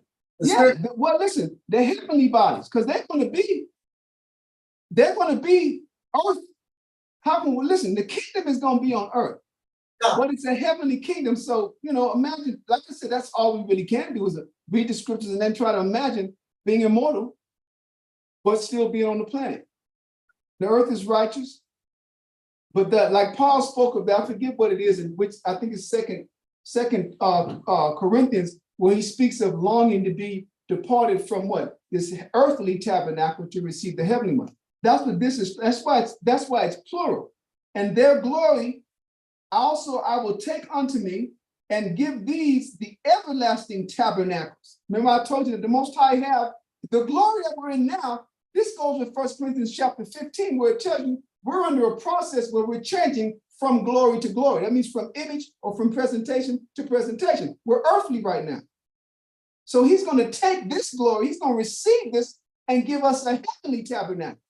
That's why I said you all what? Not only is the kingdom made, not only is the Most High have the city of Jerusalem already made, but what is your specific house, your specific tabernacle is already constructed. Only he knows. Now, how much do you bring to you? That's the question you got to ask yourself, right? The kingdom, how much do your body bring to you? Or are you tired of being weak and short like me, right? Nigga, one eye, right? Got to use a magnifying glass to read and stuff like that. I feel like Mr. Magoo, bumping into poles and shit, telling people, excuse me, ma'am. Go ahead, read on. Read it from verse 11 again. Second Esdras chapter 2, verse 11. Their glory also will I take unto me, and give these the everlasting tabernacles, which I had prepared for them. They shall have the tree of life for an ointment of sweet savor. They shall neither labor nor be weary. Ain't that something, man? And you guys already know the tree of life. The scriptures tell you about the wisdom of the Most High, and that's the tree of life. But the wisdom of the Most High comes as a result of in the form of the knowledge of the law, statutes, commandments, and all of that is what he's going to put in us. That comes with the new spirit in us. Go ahead. So that means you get a new tabernacle on the outside, you get a new spirit on the inside, and you get put in New Jerusalem to be there. Because that's what it means when it says flesh and blood cannot inherit the kingdom of heaven. Go ahead, read on. Verse 13. Go, and you shall receive. Pray for few days unto you, that they may be shortened. So that's what we're supposed to be praying for, that the Most High, that he hasten the time. Pray for a few days that they may be shortened. Go ahead. The kingdom is already prepared for you. Watch. Now, why does he say watch? Because it's going to descend from heaven. The kingdom, once again, the kingdom is already prepared for you. Now we could go and to chapter 9. Same book, chapter 9.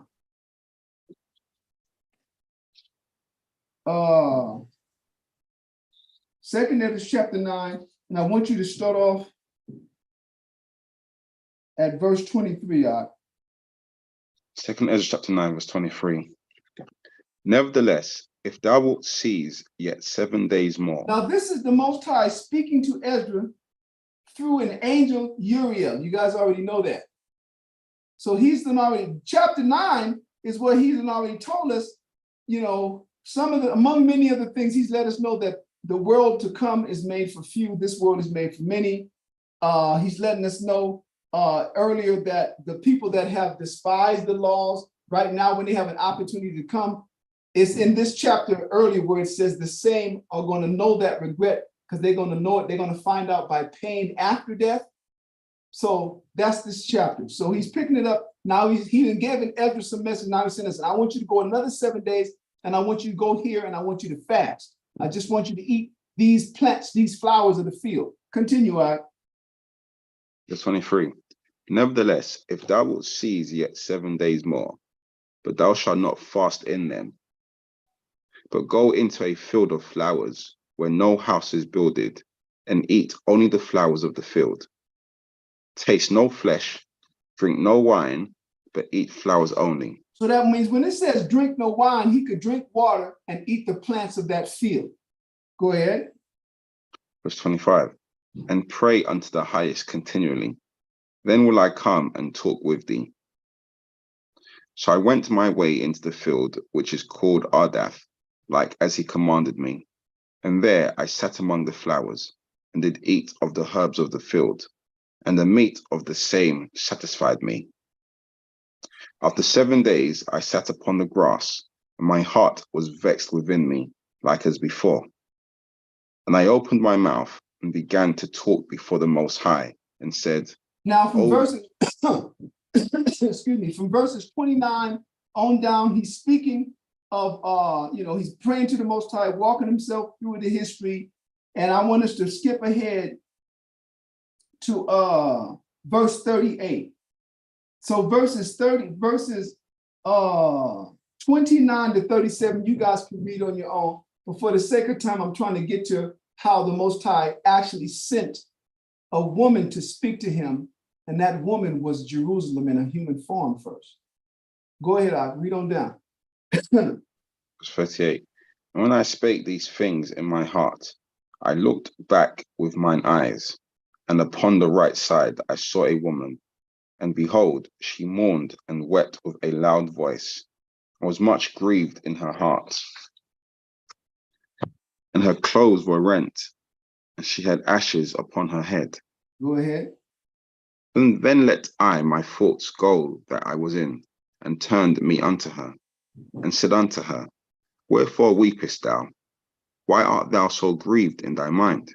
So he's what? He all of a sudden forgets about all of the sorrow that he's in, and he's what? He begins to what? Address her. Go ahead. Verse 41. And she said unto me, Sir, let me alone, that I may be well myself, and add unto my sorrow. For I am sore vexed in my mind, and brought very low. She didn't want to be bothered. Go ahead. Verse 42. And I said unto her, What aileth thee? Tell me. She said unto me, I thy servant have been barren and had no child, though I had an husband 30 years. Hmm. In those 30 years, I did nothing else day and night, and every hour but make my prayer to the highest. Go ahead. Verse 45. After 30 years, the Most High heard me, thine handmaid, looked upon my misery, considered my trouble, and gave me a son. Man, imagine how old she must have been. Let's say if she was 20 years old praying for a child. She didn't get the child, she was 50. Imagine that. And we don't know how old she was, this woman, just speaking in terms of how the Most High have these people that he chooses. And this is what he always does to his chosen, like he afflicts. Go ahead. And I was very glad of him. So was my husband also, and all my neighbors, and we gave great honor unto the Almighty. And I nourished him with great travail. So when he grew up and came to the time that he should have a wife, I made a feast. Keep And it continuing, so chapter 10, yeah. And it so came to pass that when my son was entered into his wedding chamber, he fell down and died. That must have been traumatic, y'all. All that time, you have the son, you raise him, and on the happiest day of his life, at least, boom, Most High take him again. Go ahead. Verse 2. Then we all overthrew the lights, and all my neighbors rose up to comfort me. So I took my rest unto the second day at night. And it came to pass, when they had all left off to comfort me, to the end I might be quiet. Then rose I up by night and fled, and came hither into this field, as thou seest. So she's explaining that to him. Go ahead. That's how she's ended up there. He encounters her, and she's in mourning. Go ahead. Verse 4. And I do now purpose not to return into the city, but here to stay, and neither to eat nor drink, but continually to mourn and to fast until I die. And you notice that's a theme with Israel, right? When the Most High afflict us, we literally go from 0 to 60. Remember Tobit when he got blinded? Tobit just prayed to die. Remember Sarah's daughter? Not Sarah, Tobit's cousin, you know, the one who Tobias would go and marry, Reguel's daughter or something like that. Her name was Sarah, and she had the 7 husbands that all died before they could consummate. And she just wanted, she said she was going to rape, she wanted to strangle herself, which means she wanted to hang herself, but it would bring shame. The only thing that stood between her and suicide was what? Was what it would do to her father, the reproach it would bring on him. Remember when Jonah turned around and the Most High made a shade for Jonah and destroyed that shade in a matter of a day, maybe 12 hours. Jonah, the Lord said, what are you mad at? The Lord said, Jonah, I'm ready to die. Because he was hot. See, it's going to be like that. Niggas, a little bit of discomfort, and niggas ready to be gone. Now I can see Job. Job is another story. Job, them words is justified with Job, right? But that's just, I'm trying to show this is standard Israelite. Let me say this out. You got to see that we're weak by nature, clearly. And that's why in chapter, 14 of Ezra, it says, put off from me the weak nature, man. Let go of the things that are most heavy unto you. It be all of this stuff that deal with this life. And the Most High have called us into this life to prepare for the life that's coming. We never really, we fight relinquishing this life. We ain't gonna get the next one because we holding on to what's here. Keep on going, let's read about this woman. Verse 5. Then left I the meditations wherein I was, and spake to her in anger, Now saying, I want to call this to your attention. This is how weak men are today. She done told a story that would all that's lacking is the violin. Somebody should have popped up with the harp or whatever they had back then and be playing the violin with herself straight. And listen, and he didn't get all like, all sorry for. He said he got angry. About to put her in check. He's not locking into the sorrow of her emotional story. It's like, what's with me?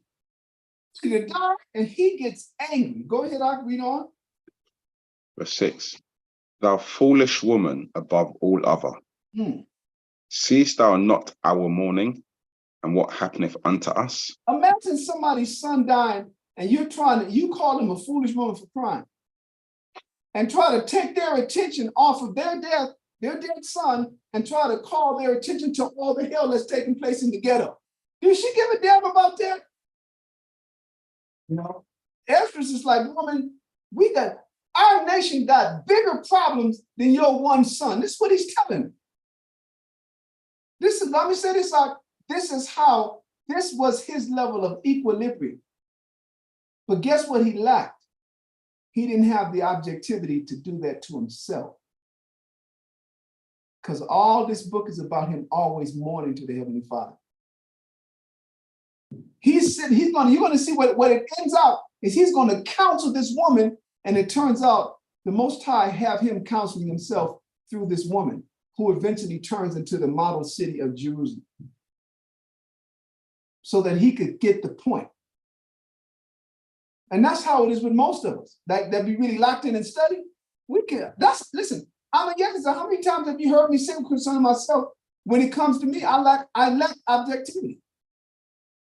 I lack that quality, that ability where I can stand outside myself, the emotion of whatever I'm going through, and give myself sound counsel. But a person come up and be going through the exact same thing, and I sit there with crystal clarity and see it. Now, I can use an experience like this, you know? Go ahead, I'll keep on reading. 2 Ezra chapter 10 and verse 7. How that Sion, our mother, is full of all heaviness, and much humbled, mourning very sore. So he's calling her attention from her one son. So the whole nation is mourning. Our mother is talking about our nation. Our mother is mourning. Go ahead, read on. Verse 8. And now, seeing we all mourn and are sad, for we are all in heaviness, art thou grieved for one son? Brother, there were some harsh-ass words to tell to a grieving mother, brother. Pretty hardcore, huh? That's why I showed you. Listen, I said, the equilibrium in the spirit, the level of maturity, just to be able to have the heart to say that to you know what women's tears do to us all? When a woman start crying for me, I'd start gritting my teeth like, "Who's trying to soften me up, motherfucker?" You get hard on purpose because you know it's a strategy. You know if it's real or not. What's your angle, bitch? You know? You get your teeth all hard, lips all tight and stuff. That's even necessary, man. Shut up with that one son of yours. It's hard, huh? But that's the type of hardness you're going to have to save your people's life. Y'all been studying. Jeremiah had to have that hardness.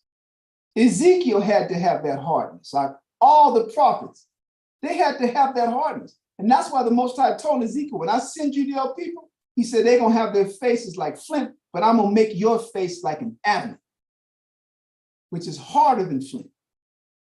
So he's trying, what is he really doing now? He's not being insensitive. He's trying to provide perspective for this woman. And that's what I be needing, perspective. Huh? That's what we all be needing. We be engulfed in our own little microcosmic, sorry ass, poor excuse of a suffering. Going through nothing. But we're going through things that they make blues songs over. Yeah. He ain't got no job, he ain't got no money in his pocket, his woman ain't no good, whatever it is. Our song, our complaints are no more than a blues song worthy. It's the most you could compare our experience to a good blues song, a good B.B. King song. Like our forefathers.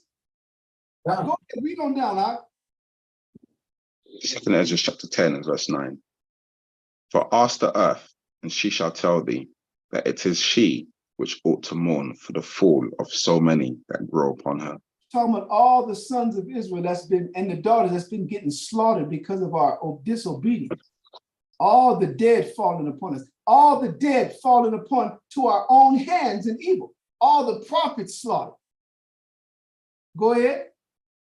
10.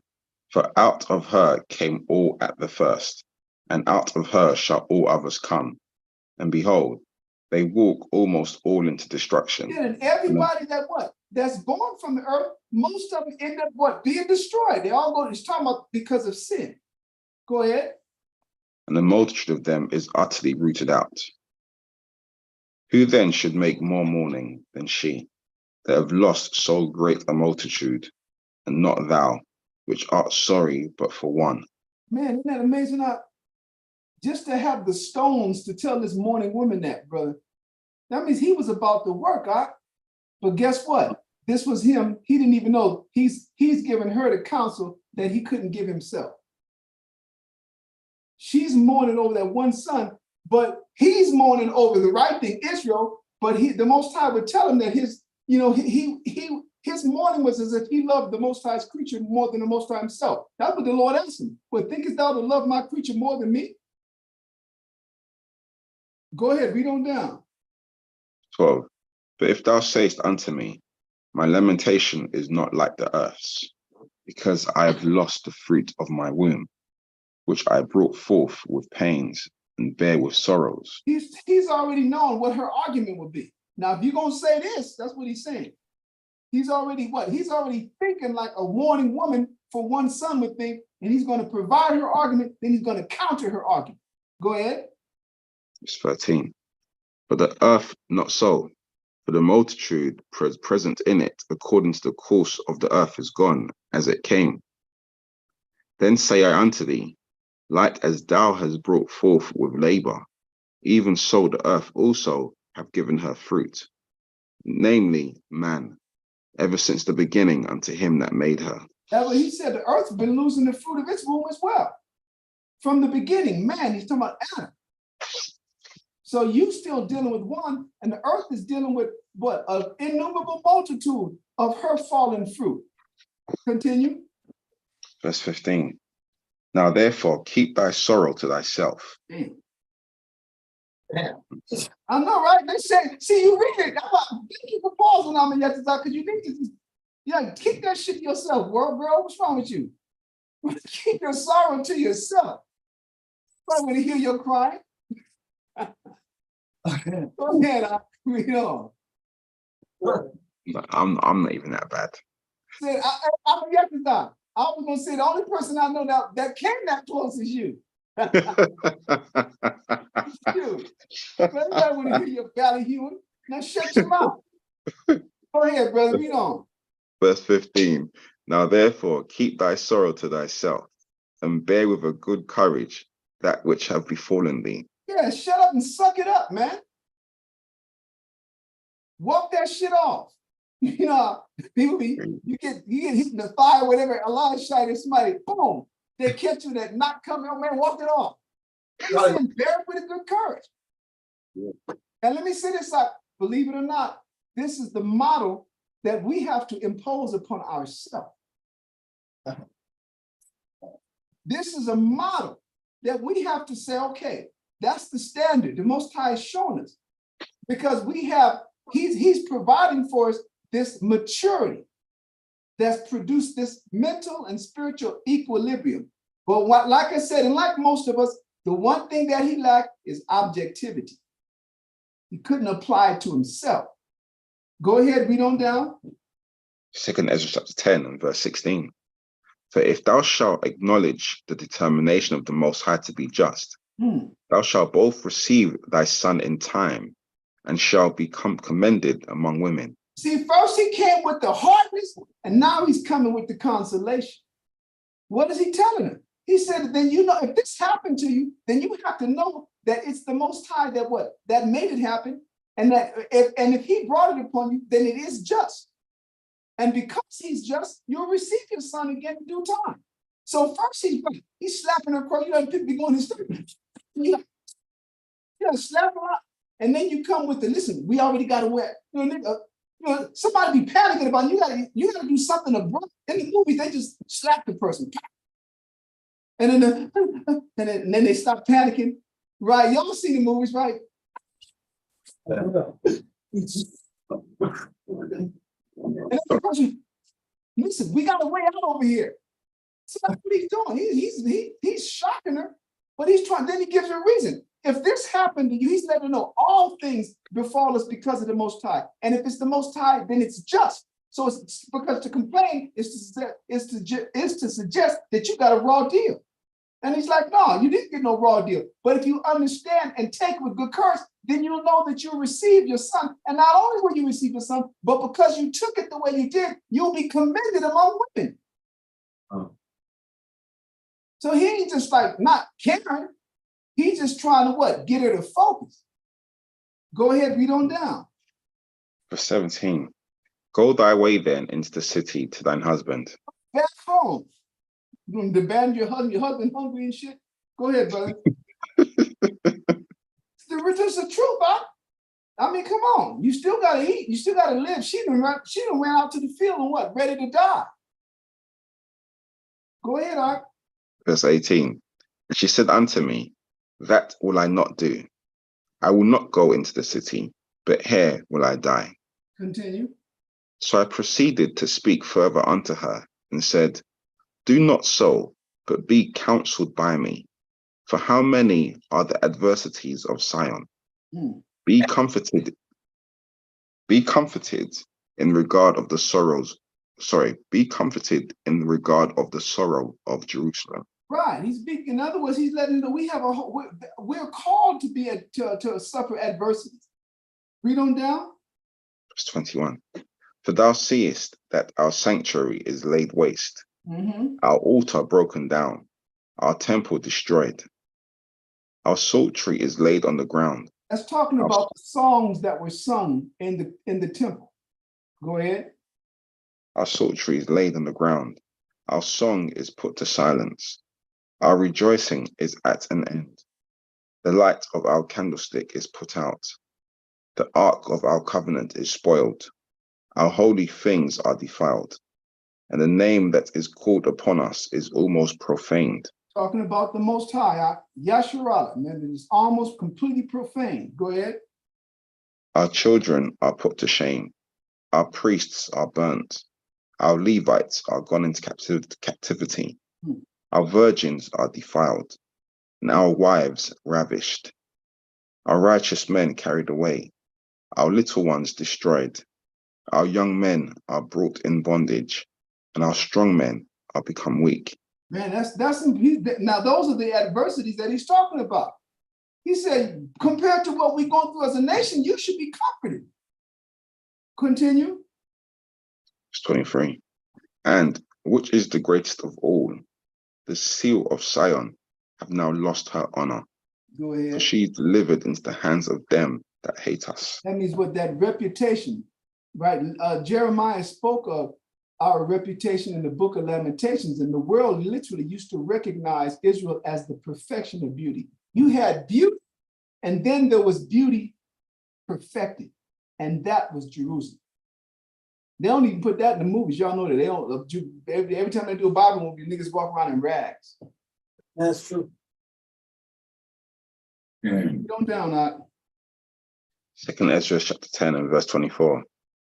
And therefore shake off thy great heaviness, and put away the multitude of sorrows, that the mighty may be merciful unto thee again, and the highest shall give thee rest and ease from thy labor. Go ahead. Verse 25. And it came to pass, while I was talking with her, behold, her face upon a sudden shined exceedingly, and her countenance glistened, so that I was afraid of her, and mused what it might be. And behold, basically, she started shining really bright. Go ahead. verse 26. And behold, suddenly she made a great cry, very fearful. Anybody ever saw that one of them Lord of the Ring episodes where I think the people that's trying to, the two little midgets that's trying to take the ring back to the mountain, the volcano, they end up being in the forest with the elves. And there was one lady who was like, I don't know if she was the queen of the elves or the prophetess of the elves, but she was speaking to Frodo in his mind, and he was telling her, take the ring. And then she turned real shiny and started screaming. Y'all, am I going crazy? Or did y'all see that movie? Oh, you the brother in the back started moving, yeah. And she would start, and her voice got like this, I will become a mother. You know, started screaming, I'll turn the 536 on the wall, right? That's what happened. He says what? Her face glistened, she got really bright and let out a fearful cry. It was like, what the, then the Ezra's back there. I was just trying to counsel you, sister. But I didn't think it was going to have this effect. Go ahead, brother. Read verse 26 again. Second Ezra chapter 10 and verse 26. And behold, suddenly she made a great cry, very fearful, so that the earth shook at the noise of the woman. And I looked, and behold, the woman appeared unto me no more. But there was a city builded, and a large place showed itself from the foundations. Then was I afraid, and cried with a loud voice, and said, Listen, see that? In other words, she literally screamed, glistened, and boom, and converted into a city. And we're going to read, this was why the Most High had the angel tell him to go to this specific field. It said whenever a house was built, because it signifies that the thing that's coming, no man have ever planted it before. And what people don't get, this prize that we're fighting for, this race that we're running, this is real. And no man have imagine the Most High's architecture. And I'm talking about not just that, just different from how the Most High gave the tabernacle design to Moses, something far more exceeding than the architecture that the Most High showed to Solomon. This one is not just his architecture, this one is his handiwork. And that's what he got a model of. Read on down, huh? Second Ezra chapter 10, verse 28. Where is Uriel the angel who came unto me at the first? For he hath caused me to fall into many trances, and mine end is turned into corruption, and my prayer to rebuke. And as I was speaking these words, behold, he came unto me, and looked upon me. And lo, I lay as one that had been dead, and my understanding was taken from me. And he took me by the right hand, and comforted me, and set me upon my feet, and said unto me, What aileth thee? And why art thou so disquieted? And why is thine understanding troubled? And the thoughts of thine heart? Go ahead. And I said, Because thou hast forsaken me, and yet I did according to thy words. And I went into the field, and lo, I have seen, and yet see, that I am not able to express. Yeah, he's like, I went to the field and I done saw this. I don't even know what it is I'm seeing now. Continue. Verse 33. And he said unto me, Stand up manfully, and I will advise thee. All right, I'll talk to you if you man up. Stand up manfully. Go ahead. Verse 34. Then said I, Speak on, my Lord, in me. Only forsake me not, lest I die frustrate of my hope. For I have seen that I knew not, and hear that I do not know. Or is my sense deceived, or my soul in a dream? Right, so he didn't know if what he was experiencing or what he had experienced wasn't even real. Go ahead. Verse 37. Now therefore I beseech thee that thou wilt show thy servant of this vision. He answered me then and said, Hear me, and I shall inform thee, and tell thee wherefore thou art afraid. Yeah. For the highest will reveal many secret things unto thee. He hath seen that thy way is right.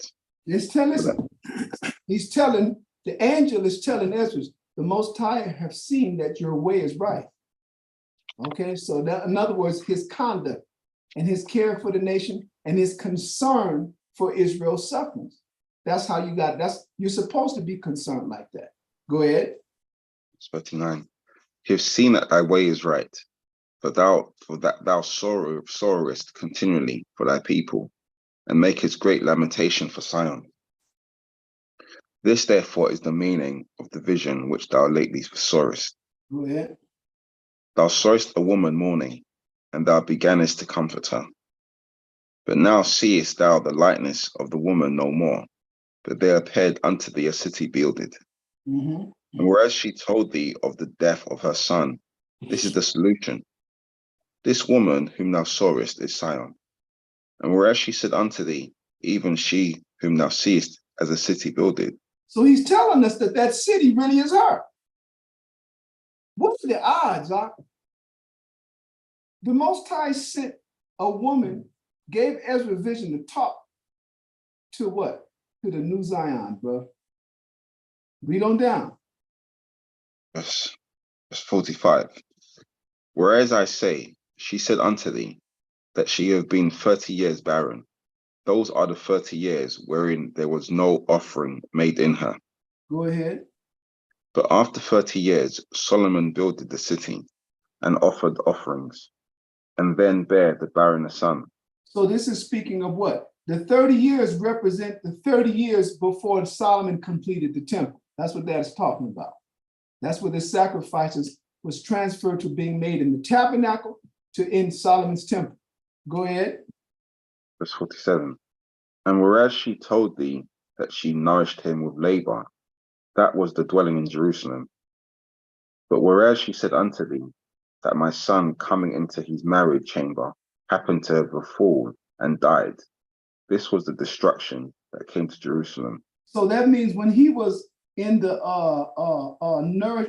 no, was her bringing up the son is the equivalent of the time spent in Jerusalem.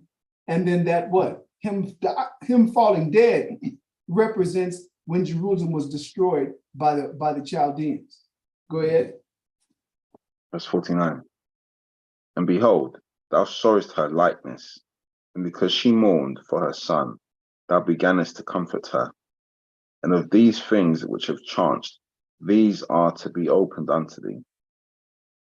I, or now the Most High, seeth that thou art grieved unfeignedly, and sufferest from thy whole heart for her. Now listen, he's saying, from how I see that you really talk to this woman, I can see that your sorrow for the nation is authentic, that you're not faking or feigning what?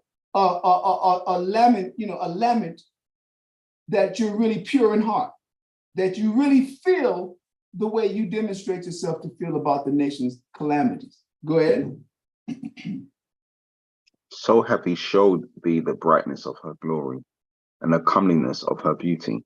So that means what it is. The Most High wanted Ezra to talk to this woman because that represented the state of mourning that we're in, but he also had that woman convert into a city so that Ezra could see what the Most High have in store for Israel. This is what he did. He wanted Ezra to have a model of what is to come, so that Ezra can maintain his what? His responsibility and his focus until what? Until that time comes. Continue, read on. Verse 51.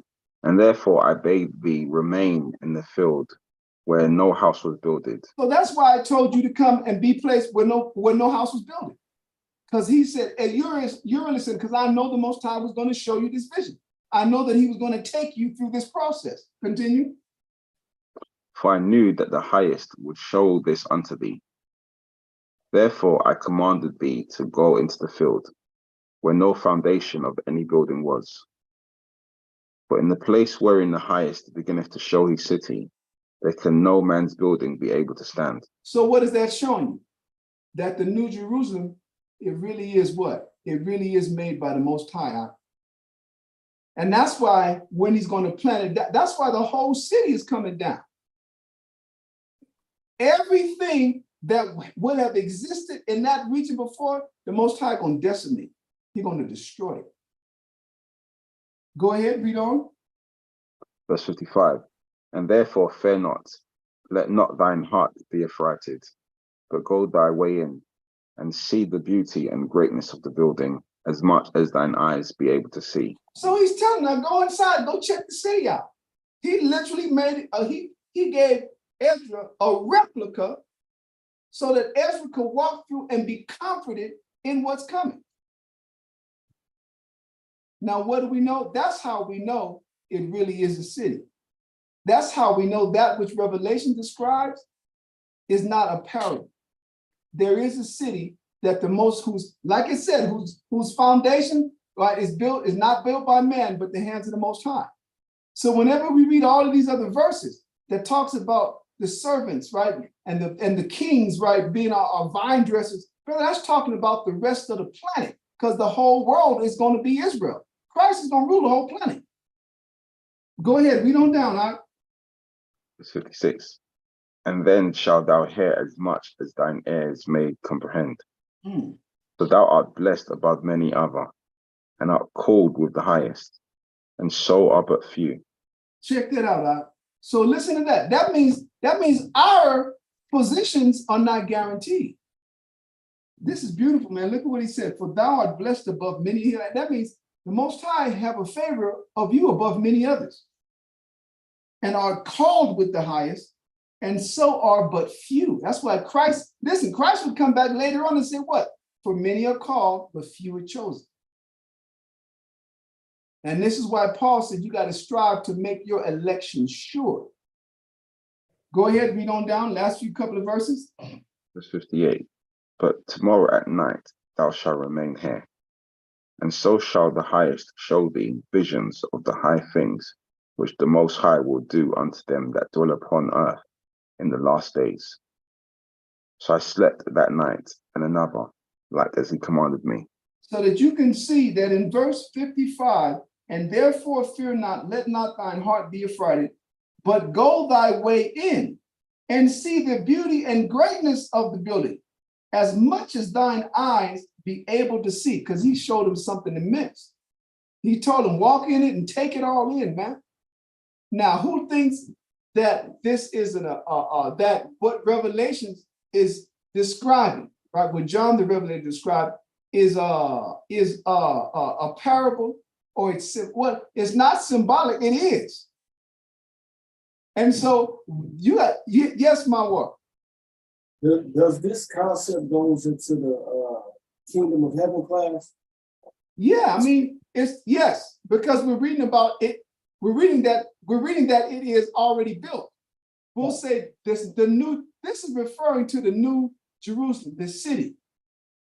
It's not referring to the entire planet, because the Most High is going to have the nations serve and rebuild the war-torn, war-ravaged planet.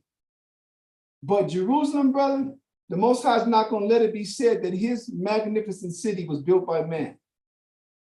You know? So yeah, this would be let's say the kingdom of heaven, but this would just be more or less, I'll say, as detailed as we could get that the city is already built. It's proving the city is not a metaphor. It's not a metaphor. It's really out there. Because I've heard it as a metaphor. I've heard it, as real. I always thought it was a real thing personally, but this is validation. It's a physical city, tangible city. Do you see that, right? I see that. Okay. Yes, my water. So this also connects with I forget what scripture, but it talks about city descending down. That's what I said. Revelation chapter 21. Go there real quick. Go to Revelation chapter 21.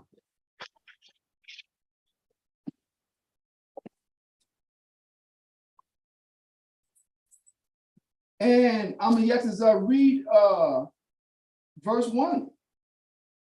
Right? Verse 1 and 2 for now. Revelation chapter 21. And I saw a new heaven and a new earth. For the first heaven and the first earth were passed away, and there was no more sea. Now, when it says a new heaven and a new earth, it's speaking of literally in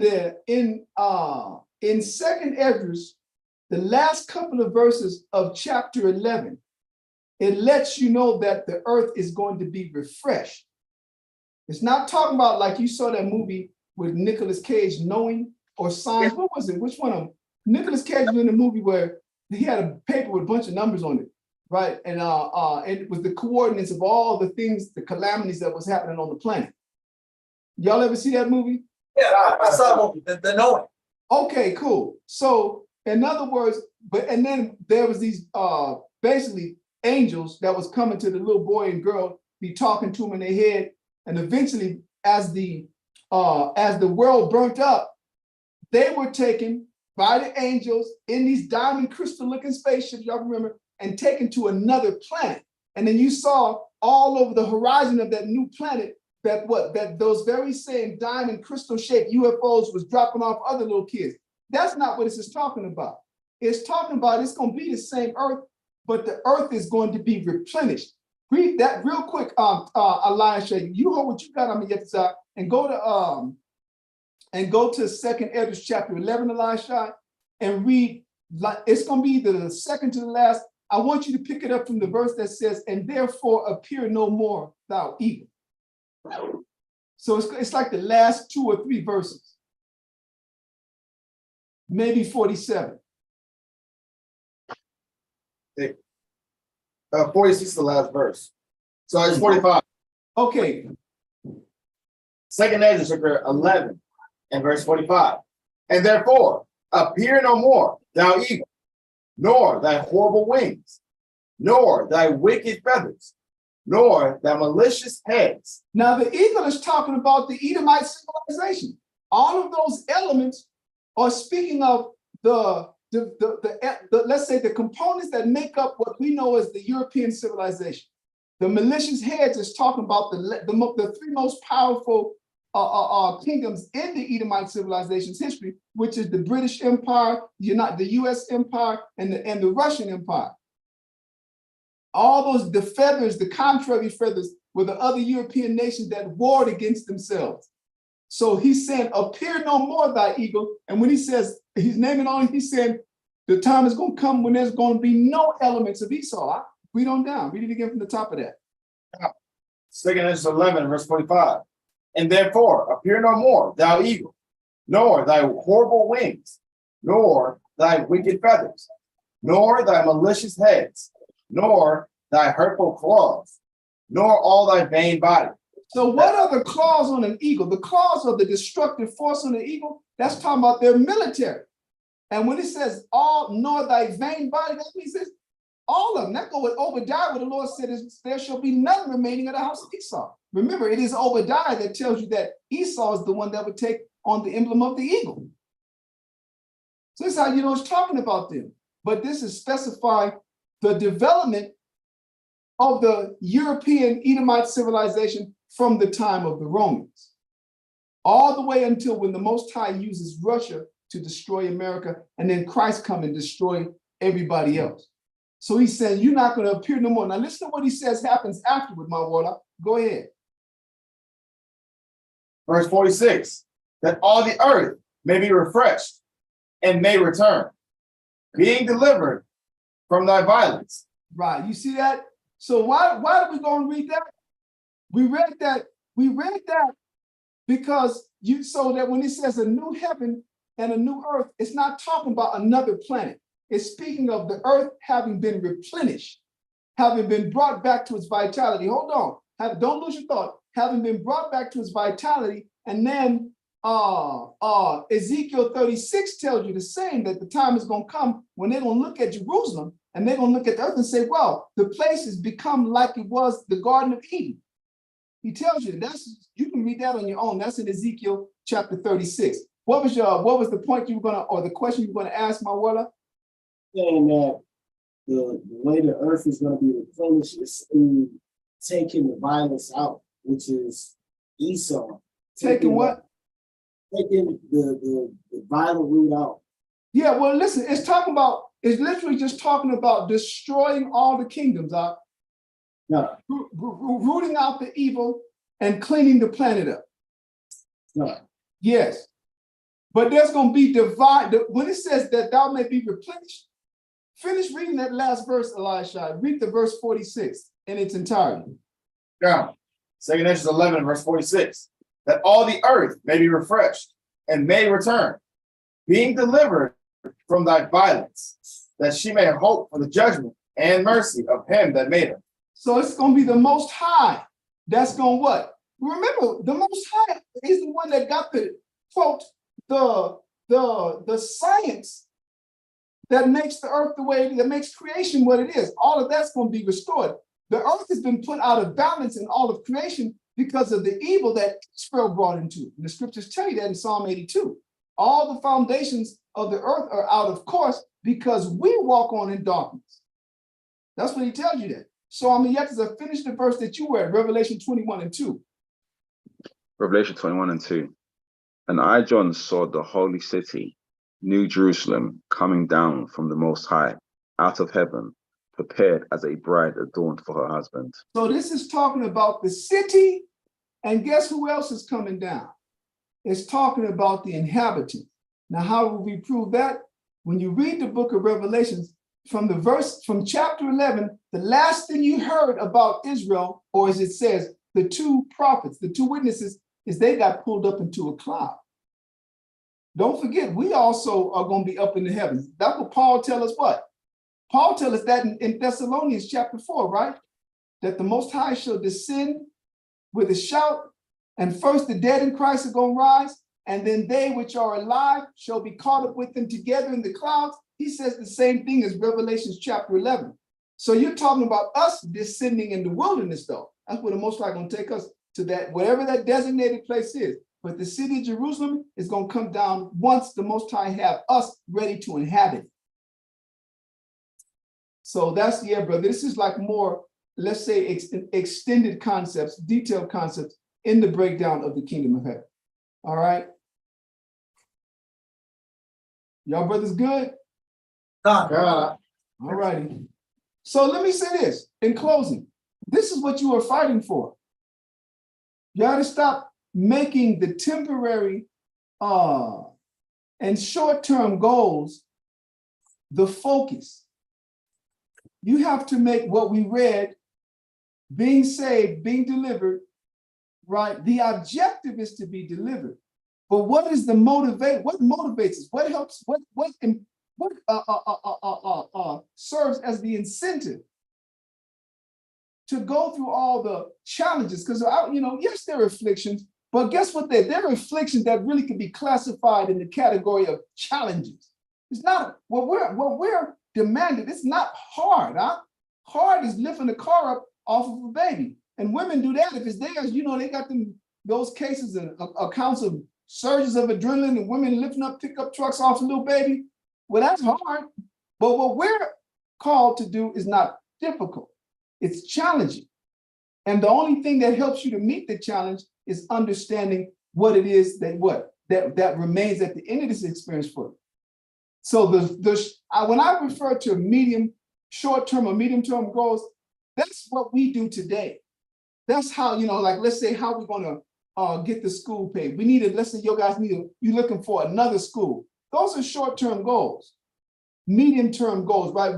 Let's say the medium-term goal is to get another school, a school that can accommodate the growing congregation that you have. But then the short-term goal is the things that get you to the medium-term goal. But the long-term goal is what? Is the reason for which we open the school, the reason for which we're teaching, the reason for which we've given our life to that. And that is what? To make it to our inheritance. What we've been reading about is our inheritance. That's what's been reserved for us from before anything, even the angels were created. The scriptures tell you that in 2 Ezra chapter 6. Everything that we're going through, right, the outcome has already been determined. The people, the prize that the people are laboring for, that's already been determined. It's 2 Ezra chapter 2 tells you what? That the number of the Most High is already been established. Ezra tells us to beseech the power that they may be hallowed. That means what? All the people that the Most High have already designated to get this, let us pray so that he can go ahead and wake them up. That's what it is to be made holy, to be hallowed. So that he can bring them out of darkness. Now, how is he going to do that? Through our labor. He would just magically wake them up. He's going to do that through and so that means much of the time we're holding up progress with all of our little issues that aren't issues. Anyway, any other comments or questions? I know y'all got an early day tomorrow. Well, I appreciate it, bro. Much appreciate it. Anytime, though, yeah. I wish we ain't got no time for somebody. But still ask me. I can hook it up for the next time. That's what y'all supposed to do. you know, it's been like a long debate going on back in the day about Melchizedek. I said Melchizedek is Christ. Some brothers say Melchizedek is not Christ. That's because they're not going by the scriptures. The scriptures tell you Melchizedek was Christ. It tells you that. And see, people don't understand. Let me say this. Solomon,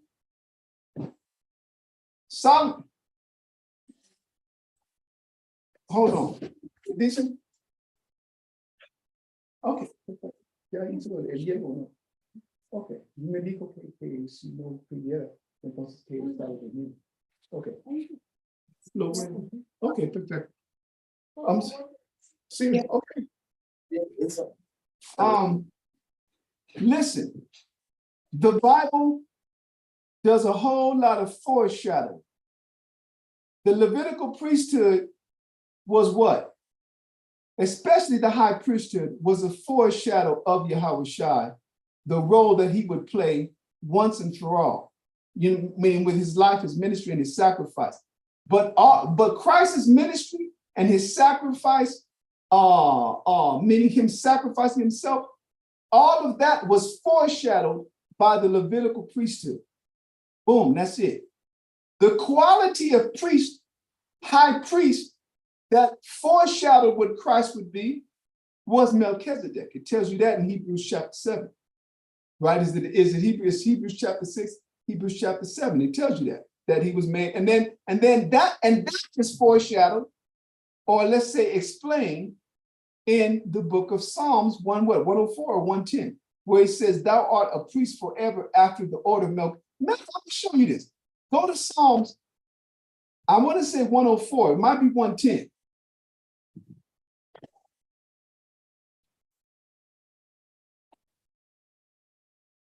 Psalm 104? Yeah, but let me get it. It might be Looking at my phone too slow. okay, no, I got 105.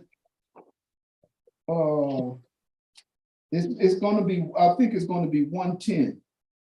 110 and verse 4. Hold on. Say that again. 110 and verse 4. Come. Yeah, that's what I want. So hold up. Let me get there. I'm sitting up here doing Roman numerals, y'all, so it's challenging for me. There it is. Okay. Now listen to this. Your Bible may not say it, but it says a Psalm of David. Mine says this is David's Psalm, right? Does yours say that? Yeah. Okay. I'm yet to say, you got that? Yeah.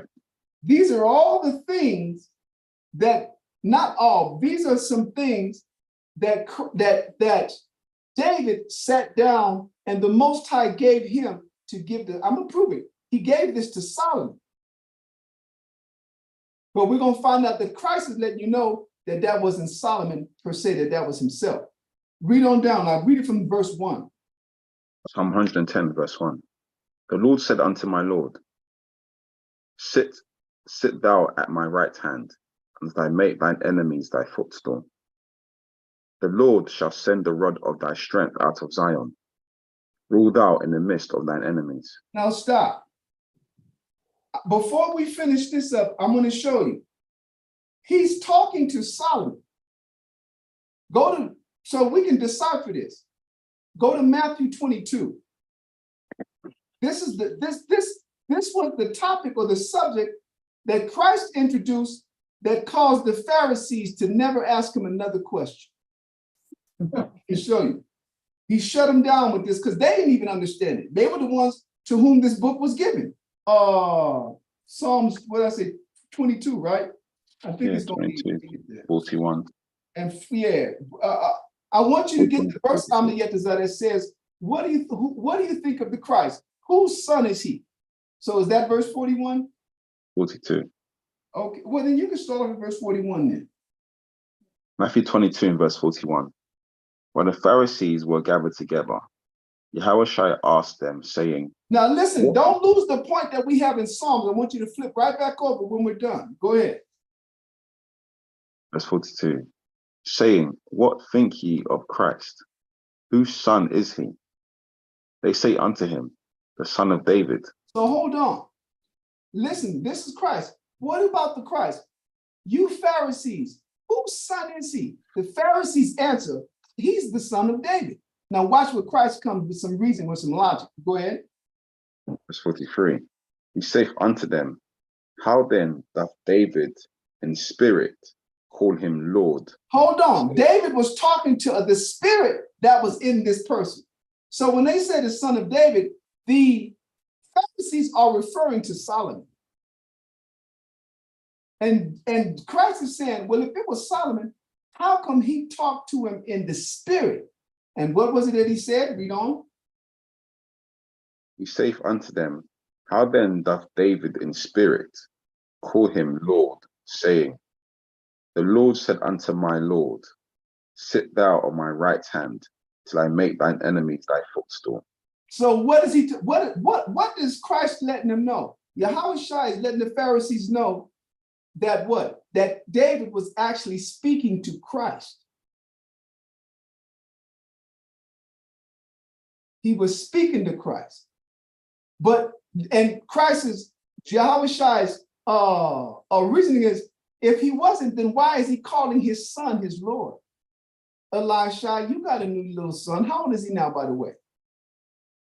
8 months and a couple of days. When are you gonna start calling him Lord? Just asking, just curious. Never. Exactly. Right? So that, and anybody else there with a son or a daughter, you ain't gonna call him Lord or Lordette. So he's saying, why is it that David, if David is his father, why is David calling him Lord? Now, why am I establishing that? So that we can know that what Christ is recognizing, that verse is talking about Yahushua. Are you guys clear with me? Are you on that so far? Is that clear? Right. That Psalms 110, David in spirit is actually talking to the Christ. Now listen to everything that David tells. Go ahead, Amiyah. Go back to Psalms. First finish this up. Finish this up in Matthew. Read it from verse 44 again. Matthew 22, verse 44. The Lord said unto my Lord, sit thou on my right hand till I make thine enemies thy footstool. If David then call him Lord, how is he his son? Yeah, if David is calling him Lord, how is the Christ his son? Read on. And no man was able to answer him a word. Neither does any man from that day forth ask him any more questions. He shut him down. He got tired of him. He said, I can just tie these niggas' heads up easy, but I've been taking their stuff. Now I'm going to shut them down. Now let's go back to Psalms 110 and let's finish it up. Let's see what else David says to his Lord. Go ahead. Psalms 110, verse 3. Thy people shall be willing in the day of thy power, in the beauties of holiness, in the womb of the morning. Thou hast the dew of thy youth. Verse 4, this is our target verse. The Lord hath sworn and will not repent. Thou art a priest forever after the order of Melchizedek. Now you see that. The Most High have sworn and will not repent. You are the priest after the order of Melchizedek. Now, why does he say after the order? Because Melchizedek was a foreshadow of Christ in his priestly image. Huh? He just appeared. Now let's go get that. Now let's go back to what? Hebrews chapter 7. Hebrews chapter 7, I'm going to get this, and you're going to start off at verse 1. Hebrews chapter 7 and verse 1. For this Melchizedek, king of Salem, priest of the most high power, who met Abraham returning. Now let me say this. You know why it says king of Salem? Because when you go back, Salem didn't even exist. The term Salem means peace. It's shalom. It's telling the purpose for which he would what? For which he would serve. To us, like people be the Christians, all want the Prince of Peace. Christ is the Prince of Peace to the world. The scriptures tell you that Christ is coming to wage war. Job called him the King of Terror. He's the Prince of Peace because he did what was necessary for us to be reconciled to the Heavenly Father. He sacrificed himself, and the proof of that is that Isaiah 40 or 42, where it says, speak ye comfortably to my people and tell them their war is accomplished? Christ did that sacrifice, and that's what brought the ceasefire. The Most High gonna only now destroy Israel who won't come back to him through Christ. That's why you got all these Old Testament Israelites. Come on, our people that don't believe in Christ, all the niggas see you on the other side. They ain't gonna make it. It says, by no other name is there salvation. I can say this with all confidence. All the Israelites, you can follow all the law you want to. If you don't believe in Christ, you're not going to make it, because he's the only way through which the Most High will receive us. Christ's blood is our adoption papers. That's the whole thing. Now, back on track. Go to chapter 7. Read on. Hebrews chapter 7, verse 1. For this Melchizedek, king of Salem, priest of the Most High God, who met Abraham returning from the slaughter of the kings, and blessed him, to whom also Abraham gave a tenth part of all, first being by interpretation king of righteousness. So hold on. It's telling you what his name meant. Malak Tazadak, Melchizedek, king of righteousness. Go ahead. And after that, also king of Salem, which is king of peace. Exactly. That's what he served for us. That's why he's our righteousness. What for us? What is attributed to righteousness? Is us following the law? Is righteousness imputed to us for following the law? Not at all. We gotta follow it. But our righteousness is what? Is our faith in Christ, faith in Yahweh Shai. That's why he said king of righteousness, king of peace. It's through our faith in Christ that we have peace with the Most High. Go ahead, read on down. Now listen, he's going to show you about this Melchizedek. Continue. Which is king of peace. Verse 3, without father, without mother, without descent. Now what is it showing you? He popped up and he was a real person. Abraham paid him tithes. Abraham slaughtered 4 kings who had just defeated the armies of 5 kings. And he did it with what? 314 men. The Most High, people don't think that Abraham was a warrior who was put up in against all odd circumstances, but he was. And so he took all the spoil from them and he gave 10% to Melchizedek. And he's telling you, Melchizedek didn't have a father. He didn't have a mother. There was no descent. That means what? He didn't come from no nation. Go ahead. Having neither beginning of days nor end of life. That means he wasn't born and he didn't die. Go ahead. But made like unto the Son of the Most High. So now what the hell is, where's the question at? What book? Are you guys reading the Quran and the Bible? He's telling you Melchizedek was made like unto the Son of the Most High, telling you that he was. But his appearance was foreshadowing what Christ was. And how do we know that? That's why we read Psalms 110 and 4. The Lord said to my Lord, meaning the Lord told me to tell you that you are a priest after the order of Melchizedek. We go to Hebrews and find out, oh, that's because he was Yahweh Shai. It's called foreshadowing, huh? It tells you that in the book of what? Romans, that Adam was what? Was the image of him that was to come. Adam was Christ as well. Those are the ones that you could prove, that he was Solomon, that he was Melchizedek, and that he was Adam. Now, listen, people don't get it.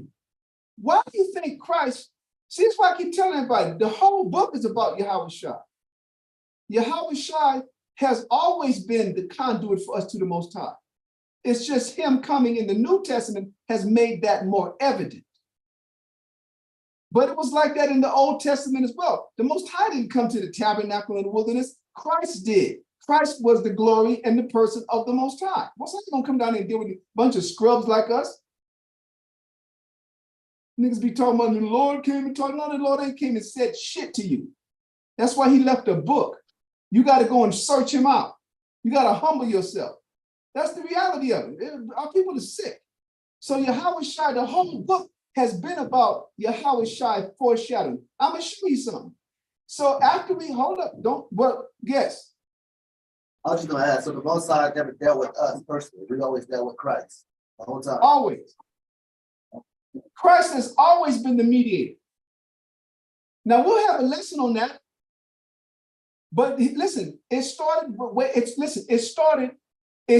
in Exodus chapter 12. And that's when I started, I mean, that's where it was evident. That cloud, that was Yahweh. 40 years with us in the wilderness, that person that was standing there in Judges or Joshua chapter 5, when we crossed the Jordan after we had that Passover, and we went to take the land of Canaan, and that was the first year we ate of the fruits of the land of Canaan. Joshua met a man and said he had his sword drawn. And Joshua said, are you with us? Are you for us or against us? And he said, what are you talking about? I'm the captain of this host. Now let's go. And Joshua fell on his face, and Christ said, take off your shoes because the place where you're standing is holy. When was the last time anybody heard that? Moses before the bush. That was Yahweh that came to him. He is what's Christ called? The word of the Lord. He's the one who interfaces with man, huh? Unless the Most High sends another angel like Gabriel, or in Ezra's case, Uriel, or in Mary's case, Gabriel, right? It was Christ that came to Daniel. It was Christ that appeared in the fiery furnace, which even the Babylonian king saw that. He said, man, did we throw 3 people in there? How come I see 4? And the 4th is like the Son of God. Because even he knew. This girl that's asleep. He said. So yeah, brother, Melchizedek made that appearance to show us that there was a greater than even. Listen, in this book of Hebrews, it tells you that Abraham paid tithes, and in doing so, Levi paid his tithes to the true priest through Abraham while he was still in his father's loins. This book goes in layers out. It has always been Yahweh Shah.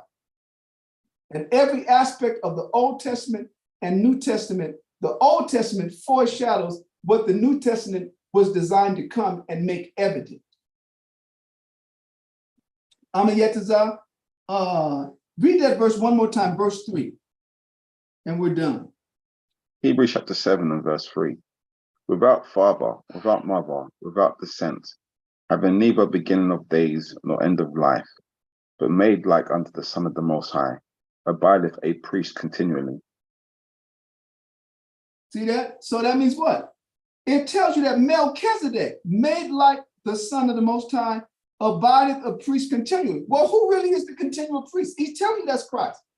But he made an earthly appearance. Matter of fact, so we can grasp this, read on down to verse 5. Read verse 4. I'm going to show you what the impact was. Go ahead. Now consider how great this man was, unto whom even the patriarch Abraham gave the 10th of the spoils. Paul is trying to tell you who he is. Consider how great Melchizedek was, that even Abraham paid tithes to him. He's trying to show you who it was.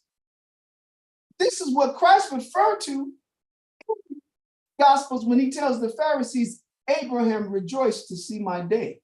And they got mad. You ain't even 50 years old and you talk about,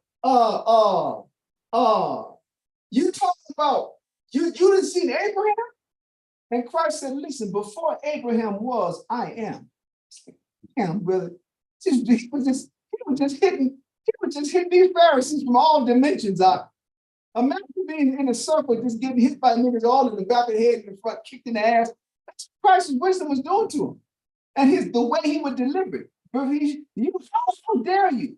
You're not even 50 years old, claiming to have met Abraham. He said, before Abraham was, I am. Abraham is new to the party. Right? Abraham got to the party late. I'm the one that extended his invitation, told him to hurry and get his own there. Read the next verse, read verse 5, and we're done. Hebrews chapter 7 and verse 5. And verily, they that are of the sons of Levi, who receive the office of the priesthood, have a commandment to take tithes of the people according to the law, that is, of their brethren, though they come out of the loins of Abraham. Right. Hold on. Whose descent is not clean? Yeah, I thought we were going to be able to. Yeah, as a matter of fact, go ahead. Read on down to verse 9. Read on down to verse 10. Go ahead. Verse 6. But he whose descent is not counted from them received tithes of Abraham. It's speaking of what? How Abraham paid and honored Melchizedek. This is Abraham honoring Yahushua. Yahushua, even by the father of promise, still had to come across and what? And recognize the true priest, the true high priest. And it's not saying that Abraham knew it. He ain't saying that. Go ahead, read on down. 6. But he whose descent is not counted from them received tithes of Abraham. Right. And blessed them. When he said he whose descent is not counted from them, meaning who's not counted from the Levites. He whose descent, and Melchizedek, who's not counted from the Levites, he received tithes from Abraham. It's showing you how his priesthood was what? Superior to the ones who would come from Abraham 3 generations later. Go ahead. Verse 7. No, verse 6 on top. But he whose descent is not counted from them received tithes of Abraham and blessed him that had the promises. Go ahead. And without all contradiction, the less is blessed of the better. He's telling you what? The less is blessed of the better. What does that mean? That means the better person of the two did the blessing. That means Melchizedek was greater than Abraham.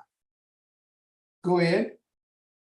Verse The 8. less, Abraham being the less, was blessed of the better, Melchizedek. Show how important this dude was, because it was Yahushua, didn't have no descent. But he was foreshadowing that priesthood that he would come to be. Go ahead. Verse 8. And here men that die receive tithes, but there he receiveth them, of whom it is witnessed that he liveth. Uh-oh. See that? This is bad. It says, and there and here. Paul is speaking to the priesthood that was still struggling in the midst of the growing Christ congregation. He said, and here, meaning in his time, men that die receive the tithes. That means what? Eventually what? All those generations of Levitical priesthood, everyone was dying. That's why it went from Aaron to Eleazar, the Phineas to the next one. He said they died. The next verse, the next level, he says, but there, talking about with Abraham, but there he receiveth them, of whom it is witnessed that he liveth. That means what? That means Abraham is alive. It tells you Melchizedek received tithes from one who's known to be alive. Now, what does that allude to? Remember when Christ had to tell the Pharisees that God is not the God of the dead, he's the God of the living, and he made reference to Abraham, Isaac, and Jacob being alive. Now, we had already read a little bit of that today in Matthew chapter 8, in Luke chapter 13, where it said what? They're going to be coming from the east to the west, right? From the east and the west, and they're going to sit down in the kingdom with Abraham, Isaac, and Jacob.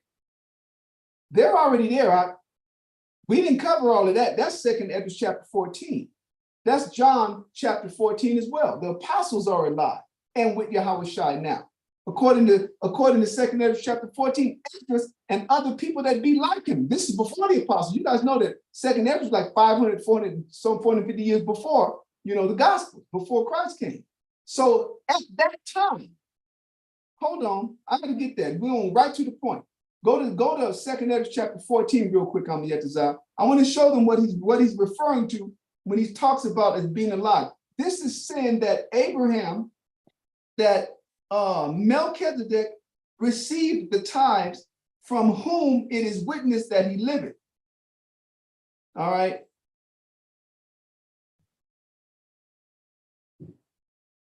Abraham is a witness to the fact that Melchizedek lived. Abraham is also alive. They're saying there was nobody in that thing that died. So real quick, I'm gonna get this out. Let me see, 2nd Ezra chapter 14. We ain't gonna read the whole thing. I'm gonna it's the first 5 or 6 verses, but I want you to go right to the point. So go ahead, start off at verse 7, and you're gonna only read to verse 9. 2nd Ezra chapter 14. 2nd Ezra chapter 14, verse 7. And now I say unto thee, that thou lay up in thy heart the signs that I have showed, and the dreams. This is the angel on behalf of the Most High, Ezra, Uriel speaking to Ezra. Go ahead.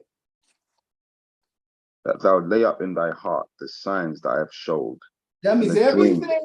everything that I've showed you, because this is like coming to a close, right? You got 2 more chapters, and what the Most High gave him, and this, what we have, is over. So he's telling you, got to remember, lay these things up in your heart. That thou lay up in thy heart the signs that I have showed, and the dreams that thou hast seen, and the interpretations which thou hast heard. For thou shalt be taken away from all, and from henceforth thou shalt Listen remain. what he's telling. He's telling Ezra, you're going to die. You shall be taken away from the living. Go ahead. And from henceforth, meaning from that moment forward, go ahead. Thou shalt remain with my son, and with such as be like thee. So that means even before Christ came and performed what would be known as the New Testament, there were already patriarchs that's with him. Now that's what this verse in Hebrews is alluding to. That he received, that Melchizedek received what? He received tithes from one that can witness that he's alive, because Abraham himself is alive. Now I'm going to prove that in Matthew 22. They're all there, brother. I'm going to have to read that verse one more time, verse 9. 2 Ezra chapter 14, verse 9. But thou shalt be taken away from all, and from henceforth thou shalt remain with my son, and with such as be like thee. Now, what does that mean? I'm sorry, go ahead. Until what? Until the times be ended. So that means the times ain't ended yet, have they? We're in them now. So what are we finding out? That's where Esdras is. Ain't nobody came back like him. And remember, he said, not just you, Esdras, you and others will be like you. Then he would come later on, go to John 14 and start off at verse 1. It's going to be like verses 1 to 4 or something like that. And he's going to tell the apostles the same thing. And when the apostles get there, clearly that's going to be like, what took you so long? I've been here for 500 years. John 14, verse 1. Let not your heart be troubled. Let not your heart be troubled. You believe in the Most High. Believe also in me. In my Father's house are many mansions. If it were not so, I would have told you. I go to prepare a place for you.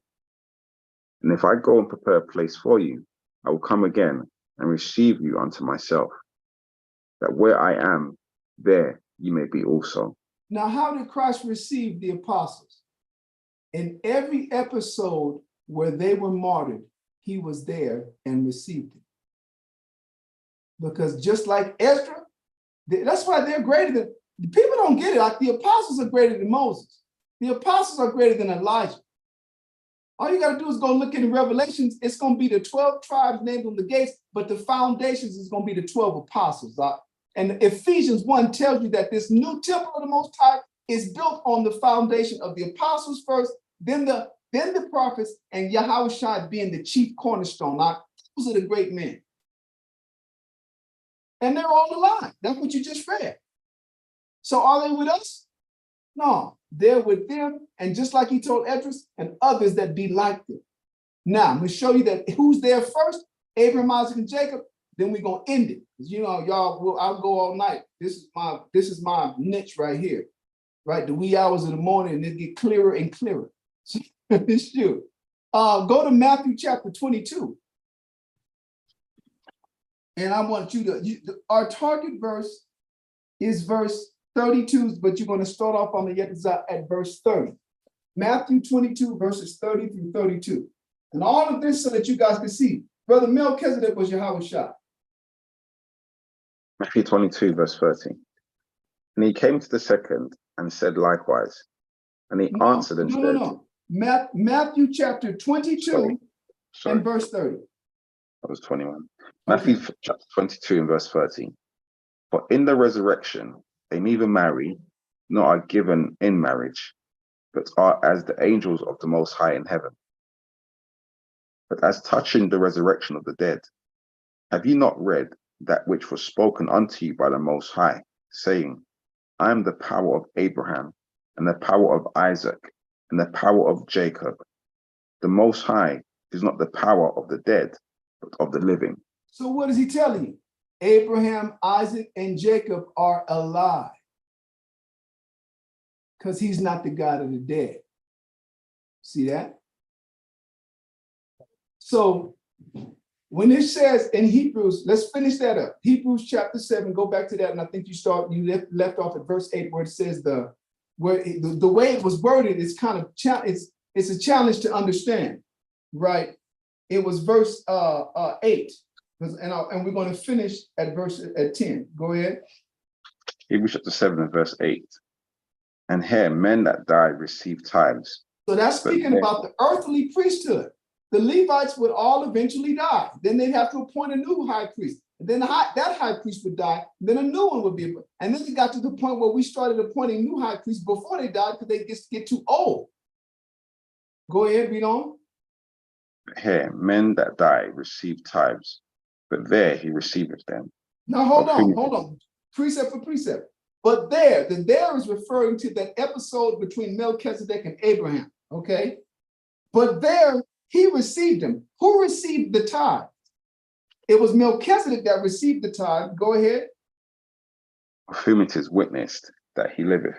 Of whom it is witnessed that he liveth. That means that Abraham is the one that gave the tithes to, or paid the tithes to Melchizedek. So of whom he witnessed, that means Abraham was the witness that Melchizedek lived and is alive, and he didn't have no descent. But I'm showing you on top of that, that when Abraham died, Abraham lived. His body died, but his spirit went to the Most High, and he's there in the kingdom already. That kingdom is prepared. Christ told the apostles, I'm going to prepare a place that where I am, ye may be with me also. He's there. We found out Ezra is there. And we know that because when Christ was transfigured and Moses and Elijah popped up. There could be like a whole community up there. 144,000, huh? I'm going to show you that. Thank you for extending this a few more minutes. Go ahead and read all the way down to verse 10 and we're done here. Verse 9. And as I may so say, Levi also, who receiveth tithes, paid tithes in Abraham. Go ahead. But he was yet in the loins of his father when Melchizedek met him. See that? So even when Abraham paid tithes to the true high priest, Levi in his father's loins was paying tithes as well. Now, real quick, what you said, Amayetazar, I'm going to show you something. Go to 1 Corinthians chapter 15. Brothers that go, will y'all stop making these comments, please? In 1 Corinthians chapter 15, we're going to talk about the resurrection again. And I want you to start off at verse 21, Amayetazar. 1 Corinthians 15. Start off at verse 20, because this is going to this classification refers to Christ and 144,000 men. Read on down. 1 Corinthians chapter 15, verse 20. But now is Yahushua risen from the dead and become the first fruits of them that slept. For since by man came death, by man came also the resurrection of the dead. All that is referring to that Christ came back to undo what he did as Adam. Through Adam, he brought death on us. Through what? Through Christ, that same spirit in a different body that served a different purpose. What happened? He was to offer all of us life. Go ahead. Verse 21. For since by man came death, by man came also the resurrection of the dead. For as in Adam all die, even so in Yahushua shall all be made alive. Now listen to this. Go ahead. But every man in his own order. Yahushua the first fruits. Now hold on. When it said Christ the first fruit, now this is talking about everybody that is destined to be resurrected, right? Christ, the first fruits. That right there is not just talking about Yahweh Shai. I'm going to show you what's talking about. Elisha, you get this when you hold where you're on the Yetzirah. Elisha, you go to Revelation chapter 14 and start at verse 1. And I believe you can read down swiftly to verse 5 so you can get to that. Revelations 14 and verse 1. And I looked, and lo, a lamb stood on the mountain of Zion, and with him 144,000, having his father's name written in their foreheads. Mm-hmm. And I heard a voice from heaven, as the voice of many waters, and as the voice of a great thunder. And I heard the voice of harpers, harping with their harps. And they sung as it were a new song before the throne, and before the four beasts and the elders. And no man could learn that song, but the 144,000. Go ahead. Here, these are they which were not defiled with women.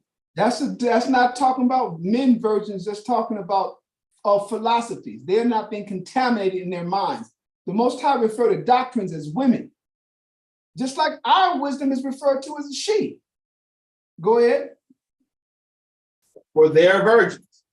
These are they which follow the Lamb whithersoever he goeth.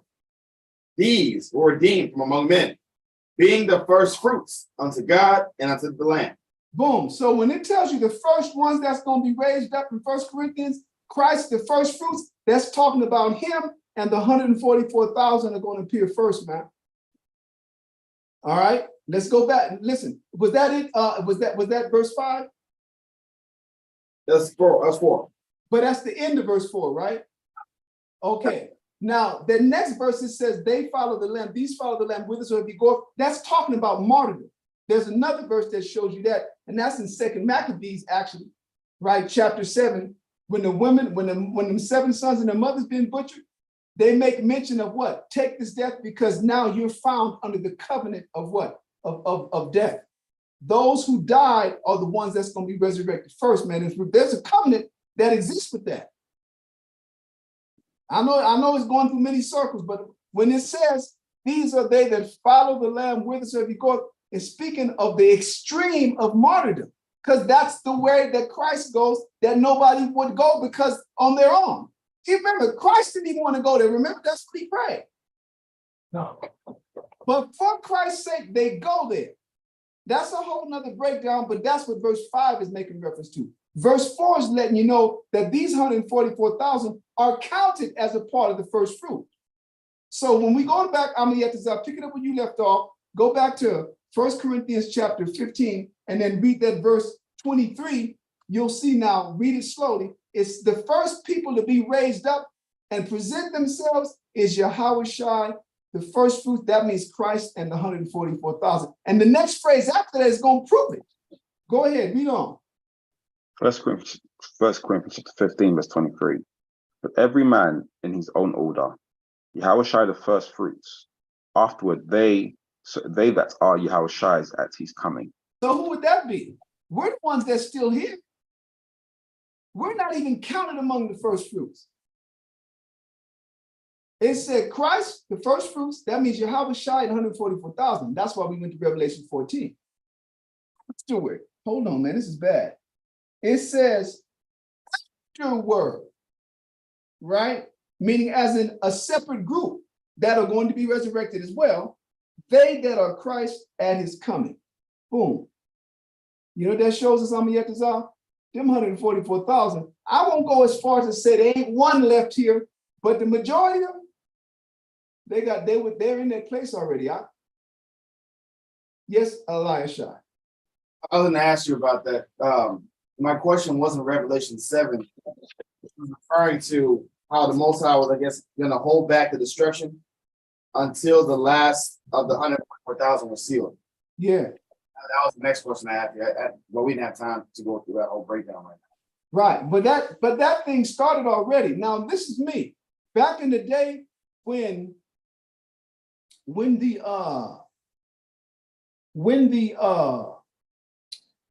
Gulf of Mexico disaster, that Deep Horizon, I'm trying to think of the name of the oil platform, Deep Horizon oil platform.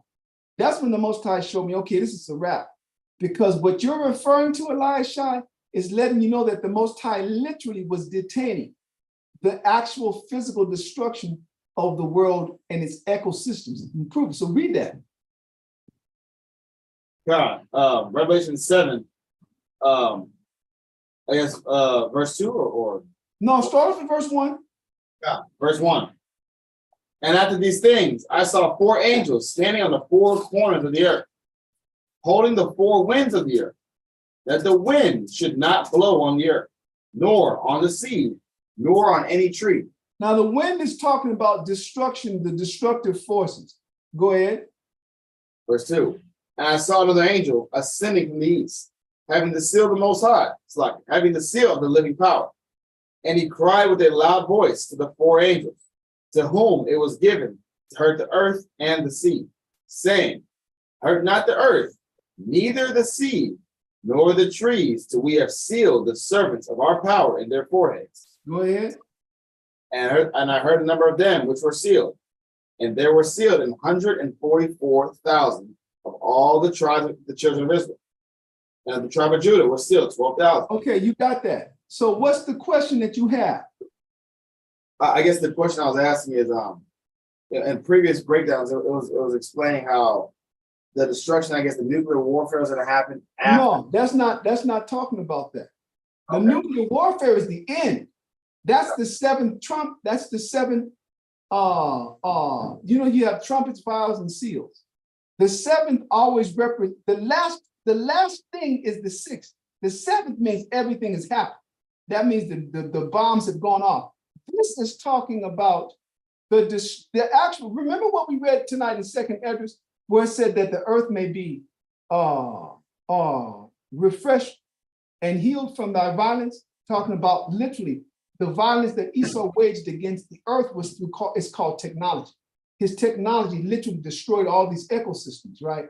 So that's what that's talking about. And so it's the Revelation 7 is speaking of one of the signs that we'll know that all the 144,000 have been sealed is when the Most High start letting the actual ecosystems of the world get destroyed. That's why he said the water, the trees, and the earth.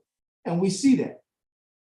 But the first one that came to my mind that really made it clear was what? It was the Gulf Stream.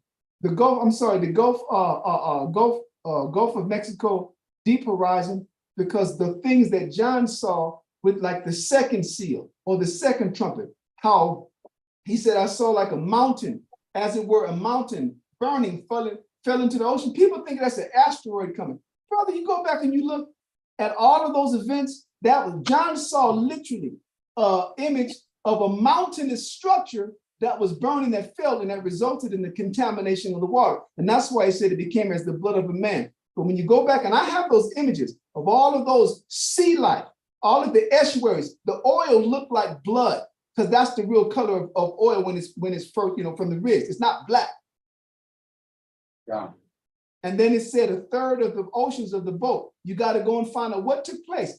Esau, during that time, to hide how catastrophic that event was to the ecology of the ocean, guess what happened? He began to use a chemical dispersant called correxit. And the correxit, what it did was it molecularly broke up the structure of petroleum and caused it to sit on the bottom of the ocean. And now you have all these areas that are deoxygenated, and the entire Atlantic Ocean is deoxygenated. They've declared most of it a dead zone. This is what people didn't follow up on. Then they ended up having cleanup crews, right? That would go out and clean up, but the correxit was destroying the boats. And that's why the scriptures say 1/3 of the ships were destroyed. Everything that happened it literally, you can go back and see that in images. But that was the occurrence. And then that was March of 2010. Then in April 2010. Then in March of 2011, the earthquake came and destroyed Fukushima and destroyed the Pacific Ocean and all of its connected water system. So that's why I said, yeah, the Most High got us 144,000. But it wasn't until he made it clear to me through what we're reading in 1 Corinthians chapter 15, that we ain't among them 144,000, and we need to be humble as hell. We'd be blessed if we get to serve them in the wilderness. We'd be blessed if we get to take orders from them. Let me say this, not being,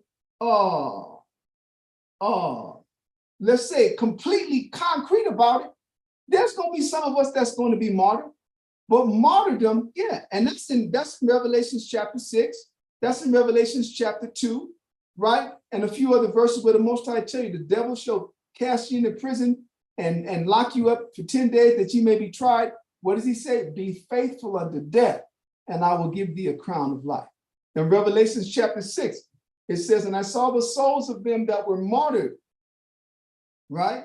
I saw the souls of them that were martyred for the word of God and the testimony of Yahushua, and they cried unto him that sat on the throne, how long, O Lord, O just, wilt thou not avenge our blood against them upon the earth? And it says it was given to them white robes, and they were told that they should rest a little while until their brothers and servants should be killed as they were have to be fulfilled. So some of us are going, hold up, some of us are going to go that route too.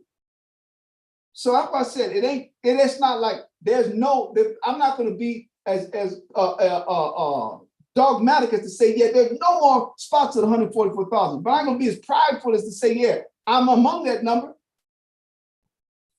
Yes, brother.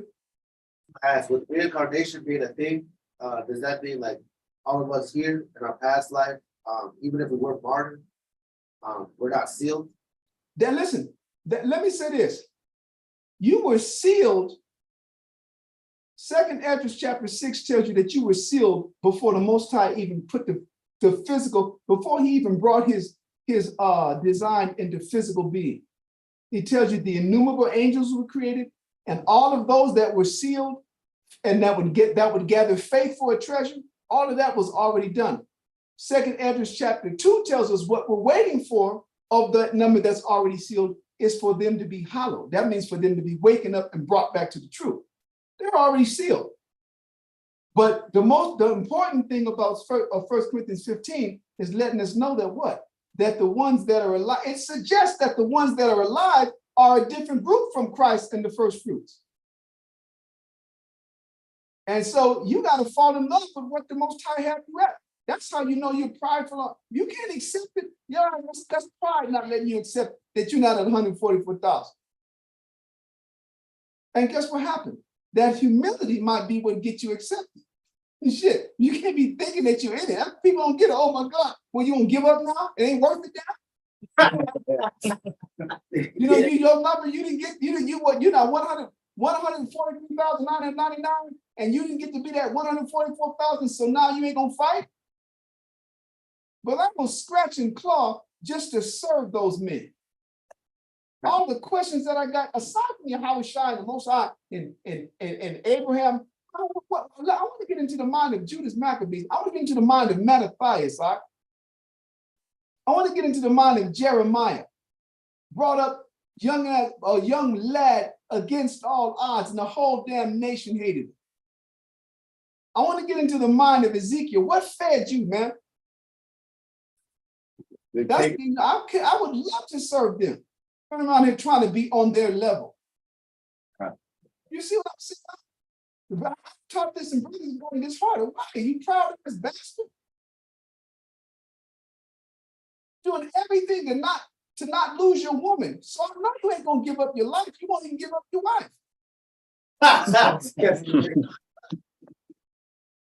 Wrong, right? Niggas be all super Israelite Uber. They got the suit that say UI, Uber Israel. Being there scratching and clawing and crying for that woman not to take that baby. But then they got their little number. They're at 144,000. No, brother. That's why the scriptures say, these are they that follow the Lamb whithersoever they go. It ain't talking about from USA to Guatemala. It's talking about from life to death. Just like Christ told Peter, he said, when you was young, you girded yourself up and went where you want. He said, but when you are old, there will be others to carry you and take you where you wouldn't go. He was telling Peter, it tells you that he was alluding to Peter what type of death he would die. That's what that verse 5 means. So y'all listen, if your aspirations, and there's nothing wrong with having aspirations in the spirit that's high like that, then you better be ready to walk that walk. And you better start preparing. If you run around here struggling with your human your human dynamic of working as young men, you ain't ready for death. You won't even kill your passions. Paul said in Galatians, mortify, or Colossians, mortify the members of your body. You won't even do that. You won't even mortify your lust. You won't mortify this thing that you call boredom. You got a whole book that you ain't tapped into, but you're bored. But you are lazy. And you're weak. And you're unappreciative. These are things you gotta tell yourself. Because whether you're ready or not, whether you're prepared or not, the Most High is bringing the hell. Now, he done already promised us. We just read in Isaiah chapter 43 that he's going to bring us through the waters and the fire, and we will not get burned. He had already said, I gave up Egypt and Ethiopia for you, and I will take other men's life for you. But guess what? You're going to be brought through the fire. And like it says in 2 Ezra chapter 16, it ain't until we start getting cast out of our homes. It ain't until they start dealing with us like madmen that it's going to be known who's the chosen. Then shall it be known who are my chosen. And I will bring them through the fire and refine them as gold is tried. So you got to be ready for it. And the Most High uses something as simple and unassuming, Amayatazar, to prepare us as hard work. To just put the body under duress, and because the body's under duress, that's how your mind gets put under duress. You start wanting to quit. I just want to get another hour of sleep. I gotta go, I'm backed up. I'm not gonna get me some ass. All these little things that young men and old men tell young men, weak old men, that's been in this truth. They feed all the weakness.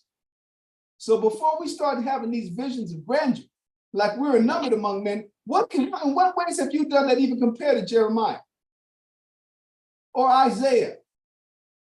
If the Most High came to you just with one demand of that he brought Ezekiel, let me say this, go eat that Ezekiel bread, be that bad. And don't forget to leave out the main ingredient. And I ain't talking about the damn 70s singing group. The main ingredient, right?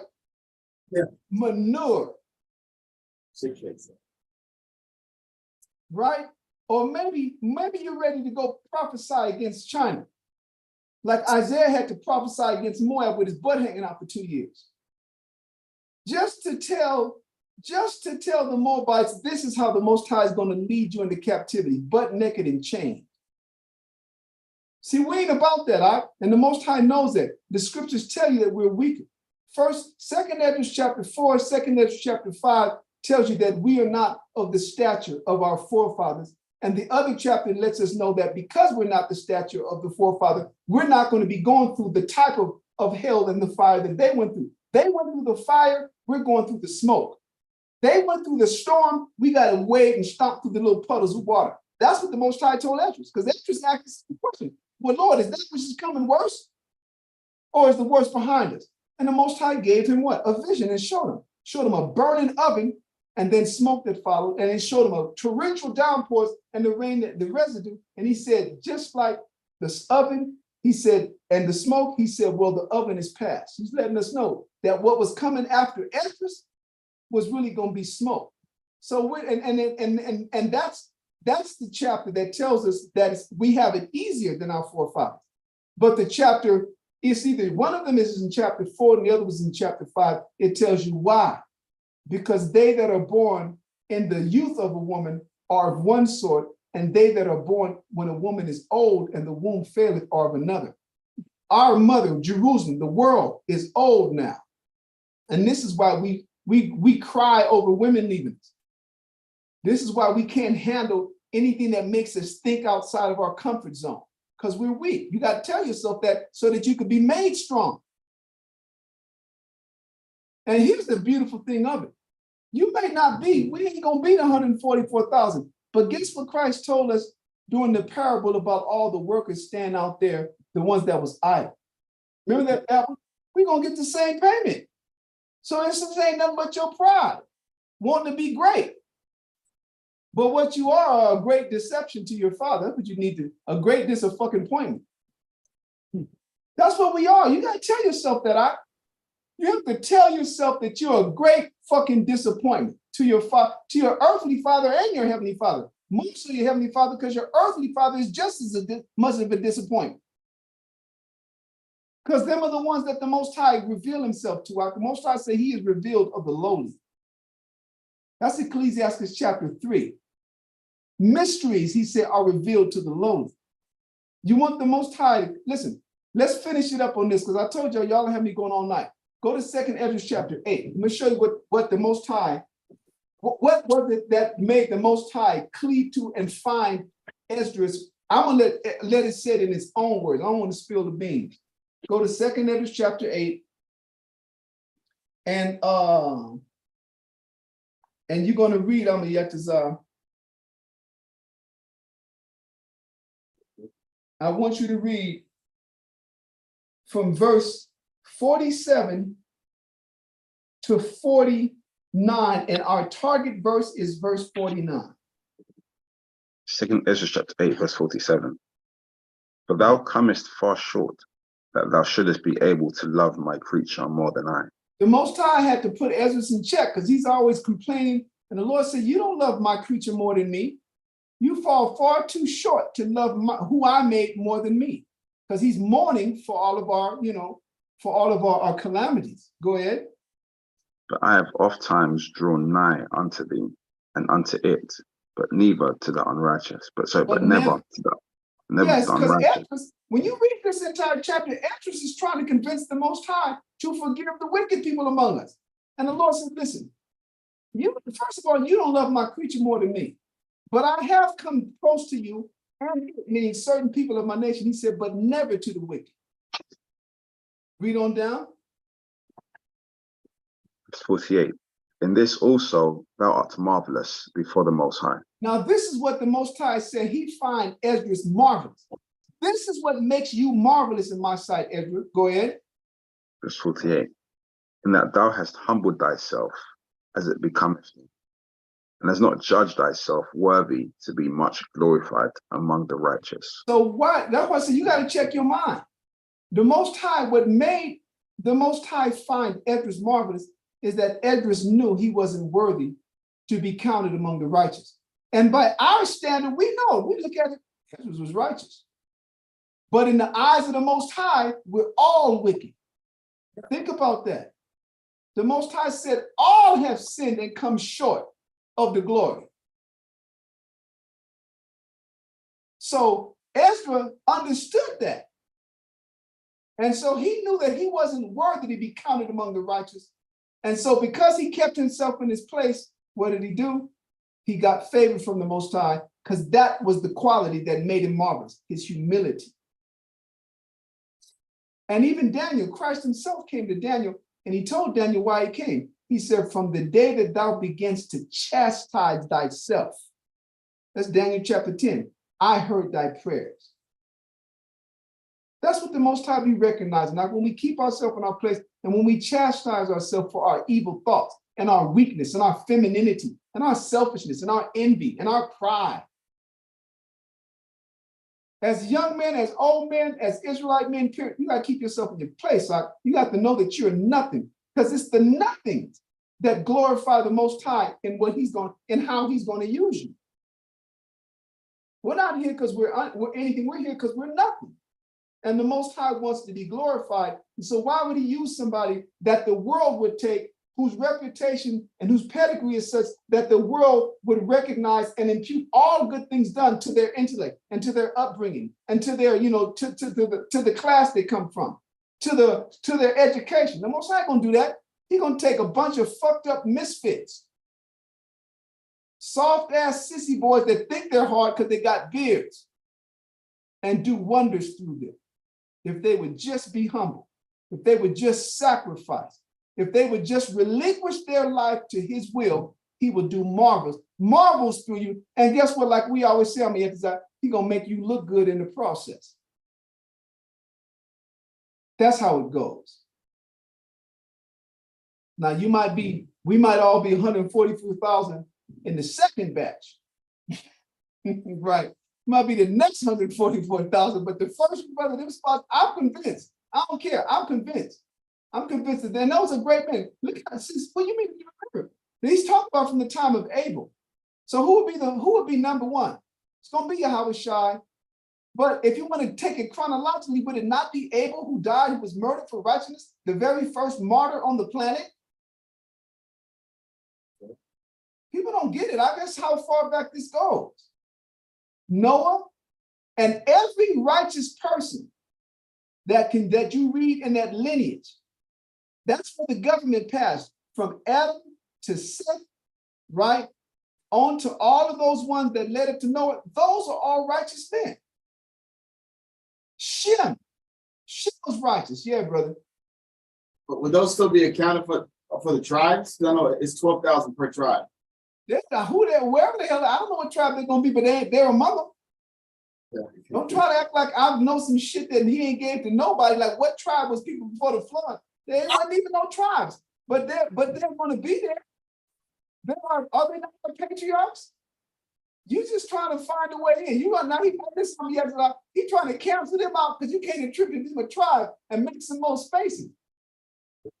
No, brother, shit like that gonna put you farther back at the line. The back of the line. Where that's gonna be at. Hey, I went through the same thing, bro. I was riding. I was trying to find reasonings, and you know the most I said, man, shut your ass up and humble down, brother. You and make it first. Brothers got the number, don't even know if they made it yet. You might be number 3 headed to hell. Oh, you got your number all right. Your pride done purchased you first class fucking seats in the train to Hades. You know, let me say this up. Anything that's designed that results in you being humble, don't fight it out. Do not fight it. I'm telling you, do not try to reason out of it. Embrace it, because that's what the Most High wants. And guess what the beautiful thing would be? If I'm wrong, that don't mean that I'm going to be one of them. I might be wrong and you'll be one of them. But don't fight anything that humbles you, man. Anything that knocks you off your pedestal, brother, you embrace that. I'm going to up before we bounce. You got anything you want to drop on these young men? No. I'm going to say good night. Shit, that's what I want to drop on them. Y'all have to sleep. Please stop asking these questions and making these comments. Thanks a lot, bro. I appreciate it, bro. Listen, I mean, y'all just not gonna take me to counsel over this shit. Dude. Yeah, brother, y'all got me to move, man. You better be glad I ain't got no hot chocolate because that shit will be in me, but I'll be ready to go. We're gonna salute y'all out. All right, brother. All right. Y'all is putting an end to this, y'all. Go ahead. No, y'all see, I gotta step in and intervene. I gotta just fucking just do it. Let's salute this brother out. All right, brother. Salute now, brother Kyle, brother Ayatzah. Men of Israel, Muslims, Barak.